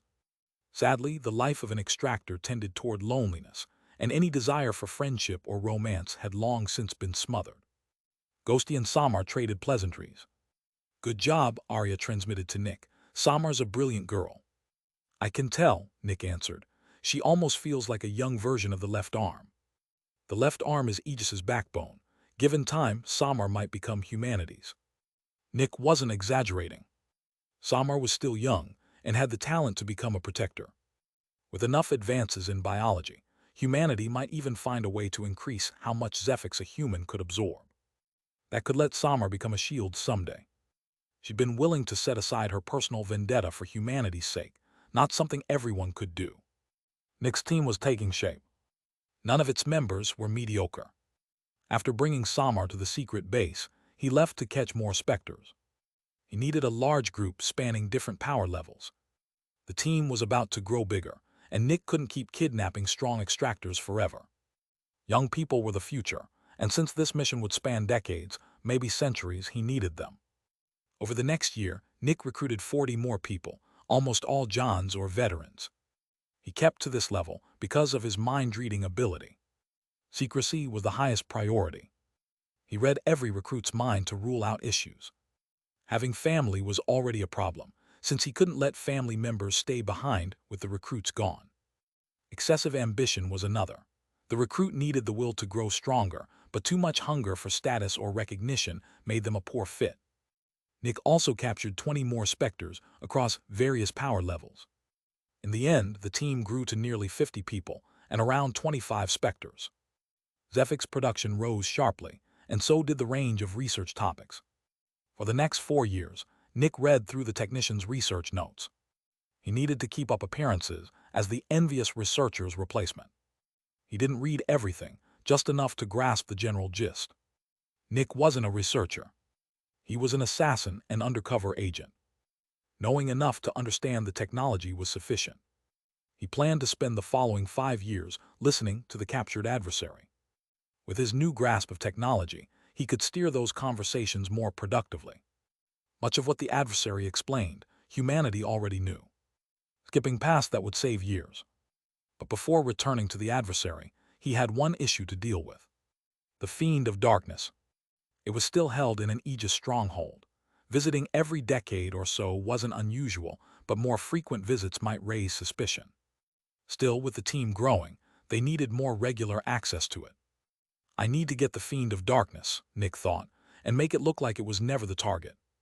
He looked toward the stronghold and took a deep breath. Chapter 782. A figure cloaked in a black barrier arrived at the stronghold in the northwest corner of the Great Triangle. "Welcome, Special Agent," a guard said with utmost respect. He knew this agent well. The man had already extended his sentence several times. He just hoped he wouldn't extend it again. "Here's the mission," Nick said, sending a code from his barrier. The guard looked over the details. "I'll alert the Overseer," he said. The Overseer ran the stronghold. Each one usually had a team of 5 protectors stationed there, and this was no exception. Nick waited outside. "You're here for the Fiend of Darkness," the Overseer said through his barrier. "Yes," Nick answered. "We'll prepare the Specter, wait outside." The mission had come from the left arm. Research on the Fiend of Darkness had concluded, and there was no reason to keep it. It had been watched closely for over 50 years due to its peculiar ability, but Aegis had never found anything unusual about it. So it would be sold to a city. Some cities had enough Specters to sustain their economies, others needed more. Crimson City had plenty and never took part in these auctions, but many other cities were interested. A city in the southeast of the Grand Continent had bought the Fiend of Darkness, and Nick was here to deliver it. Working with it was difficult. It only grew stronger by subjecting people to the nightmare's influence. About as bad as Specters got. Still, its ability had value, and it was a peak fanatic. After about 10 minutes, a protector emerged with a Specter cage and set it down in front of Nick. "Here you go, have fun," the protector said. "Thank you," Nick answered. The protector nodded and went back inside. Nick took the Specter cage and flew off. Once his ability reactivated, he changed course for the secret research base. He placed the Fiend of Darkness in a new containment unit, then entered a different one himself. Inside waited a bipedal black beast with terrifyingly large teeth. The moment Nick entered, it grinned, and the lights in the containment unit began to dim. Despite its violent appearance, it too grew stronger by subjecting people to the nightmare's influence. Nick realized he was under attack, and instinct took over. The moment he felt his ability deactivate, he was already in battle mode. Without that warning, he might not have reacted in time. Agents could travel the world safely enough, but even protectors weren't entirely safe. Powerful Specters lurked in the ocean, creatures thousands of years old that struck only once every few decades to protect their cover. Nick had just become one of their victims. He'd crossed the ocean countless times, roll the dice enough, and eventually you get a bad one. The instant he saw the tentacles, he activated 2 abilities at once. Bang! An explosion of light burst around him. His ability didn't reactivate, telling him the Specter wasn't perceiving him by sight. The second ability summoned a cloud of black mist, chaotic with Specter Zephyx, disrupting both vision and Zephyx sense. When the cloud appeared, his ability activated halfway, meaning the enemy was likely tracking him through Zephyx. Troublesome. That kind of sense was the hardest to escape. Covered suddenly in Specter Zephyx, the tentacles hesitated for a moment. Bang! Nick used the opening to cut through one with his blades. Initial or early fallen? Probably initial, Nick thought, narrowing his eyes. I'm in real trouble. Not because of its strength, he could kill an initial fallen. The problem was the timing of the attack. So many complications and no clear way out. First, he had to protect the Specter cage. He couldn't put a live Specter into his space bag. If it was lost, the city would demand an explanation, triggering an investigation, and Aegis would start looking into the agent responsible. There was a good chance the champion would notice. Why was Julian Winter transporting a random fanatic across the ocean? Nick had no answer that would satisfy him. Why not call the stronghold for help then? A battle with a fallen was major enough that the same problem applied. His barrier ID would surface, and the champion would take notice. So he couldn't call for help. Could he just run? Also risky. The Specter had already seen him and part of his abilities. He'd shown real power already. If word reached the Corruptors or the Trio of Destruction, he wouldn't be able to use these abilities again unless certain no one was watching. Nick had been dodging back and forth for several seconds now, and could feel the Fallen growing more ferocious. Fallen were shrewd and intelligent. They wouldn't have reached that rank otherwise. It thinks I've already called for backup and wants to finish this before it arrives. I don't have much time. And the Specter cage will hit the water soon. Its acceleration is slow, but its terminal velocity is brutal, given its density. Nick searched for a way to kill it without entering the ocean. Then he noticed something. Its tentacles keep attacking from the side. Makes sense they wouldn't come from below, that'd just throw me further away. But why not curve around and attack from above? He realized why. That's my chance. Bang! Nick let himself get careless, took a hit, and was thrown to the side. His barrier flashed, but that was a deception. He'd actually blocked the tentacle with his body, hidden by the mist. The brief flash of light slipping past the mist would make it look like the barrier had taken the hit. He recovered quickly, but the barrage didn't let up. He cut through 2 more tentacles before several more slammed into him. Bang! Another flash of light, faking a broken barrier. Instantly, the huge tentacles split into countless thinner ones, winding tight around his body. They squeezed, and several of his bones broke. But when Nick felt a trickle of Zephyx being fed into him through the tentacles, he knew his guess was right. It was keeping him from dying to his own Zephosis. The Specter had kept attacking without ever throwing him into the ocean. Why? Because he'd fall under the Salt Trident's control and become its food. Specters only ever wanted one thing: to grow more powerful. The Fallen could simply kill him in the air, but did it gain power from killing humans? Maybe, but judging by how it fought, probably not. Despite the barrage, its strikes were deliberate, controlled. As if afraid of accidentally killing him. It wasn't striking to kill. It was trying to suppress him. Nick, of course, hadn't actually gotten careless. He'd let himself be struck on purpose. Wrapped entirely in tentacles now, he couldn't move. A moment later, the Fallen's massive body surged toward the surface. The Salt Trident's domain was a hindrance to Nick, but a hindrance to the Specter too. Pulling him under to consume him would make him the Salt Trident's food instead. So it had to surface first. This Fallen had suppressed many agents before and knew exactly how humans worked. Once their barrier broke, they were helpless. The Specter's body broke the surface, a gigantic maw, tentacles pouring from its mouth. Its insides were pitch black. Nick couldn't sense anything within, blocked by its will. The tentacles hauled him toward the maw. He passed the massive teeth. And then, he turned to mist. The tentacles lost their grip, and he drifted up toward the top of its jaw. Turning solid again, he struck. Bang! A huge gash opened in the Specter, and Nick squeezed inside. Tentacles swarmed after him, more sprouting from within the wound itself. It seemed able to turn any part of its body into tentacles. Surrounded again, Nick simply turned part of himself to mist and slipped free. He kept cutting through its body, tracking its Zephyx, searching for its core. Still trying to suppress him, the Fallen dove back into the ocean. By now it was just trying to kill him outright, but he kept dissolving into mist. Back when Nick had been a fresh extractor, turning to mist had been a severe weakness. Now it was an advantage. In this state he was a true Force Specter, and suppressing a Force Specter was absurdly difficult. He couldn't even suppress an initial Demon Force Specter himself. This Fallen simply didn't have the skill set for it. Nick closed in on its Specter core. I surrender. He heard the Specter's voice in his mind. It had realized he was a Specter too, and used their shared method of communication. Nick stopped advancing. Go to the surface or I'll kill you, he transmitted. The Specter hesitated. Then its body split open, and a flood of seawater poured in. It seemed to think that telling it to surface meant Nick feared the ocean, so it tried drowning him in it instead. His expression didn't change. I said go to the surface, he transmitted. I will, the Specter answered. Helpless. There was nothing left it could do. It rose to the surface, and Nick advanced slowly toward its core. As long as you comply, I won't kill you. You'll even get food, Nick transmitted. First, catch the black cube falling from the sky. Several tentacles shot up and caught the falling Specter cage. Nick summoned a second cage. Enter or die, he transmitted. It's too small, the Specter answered.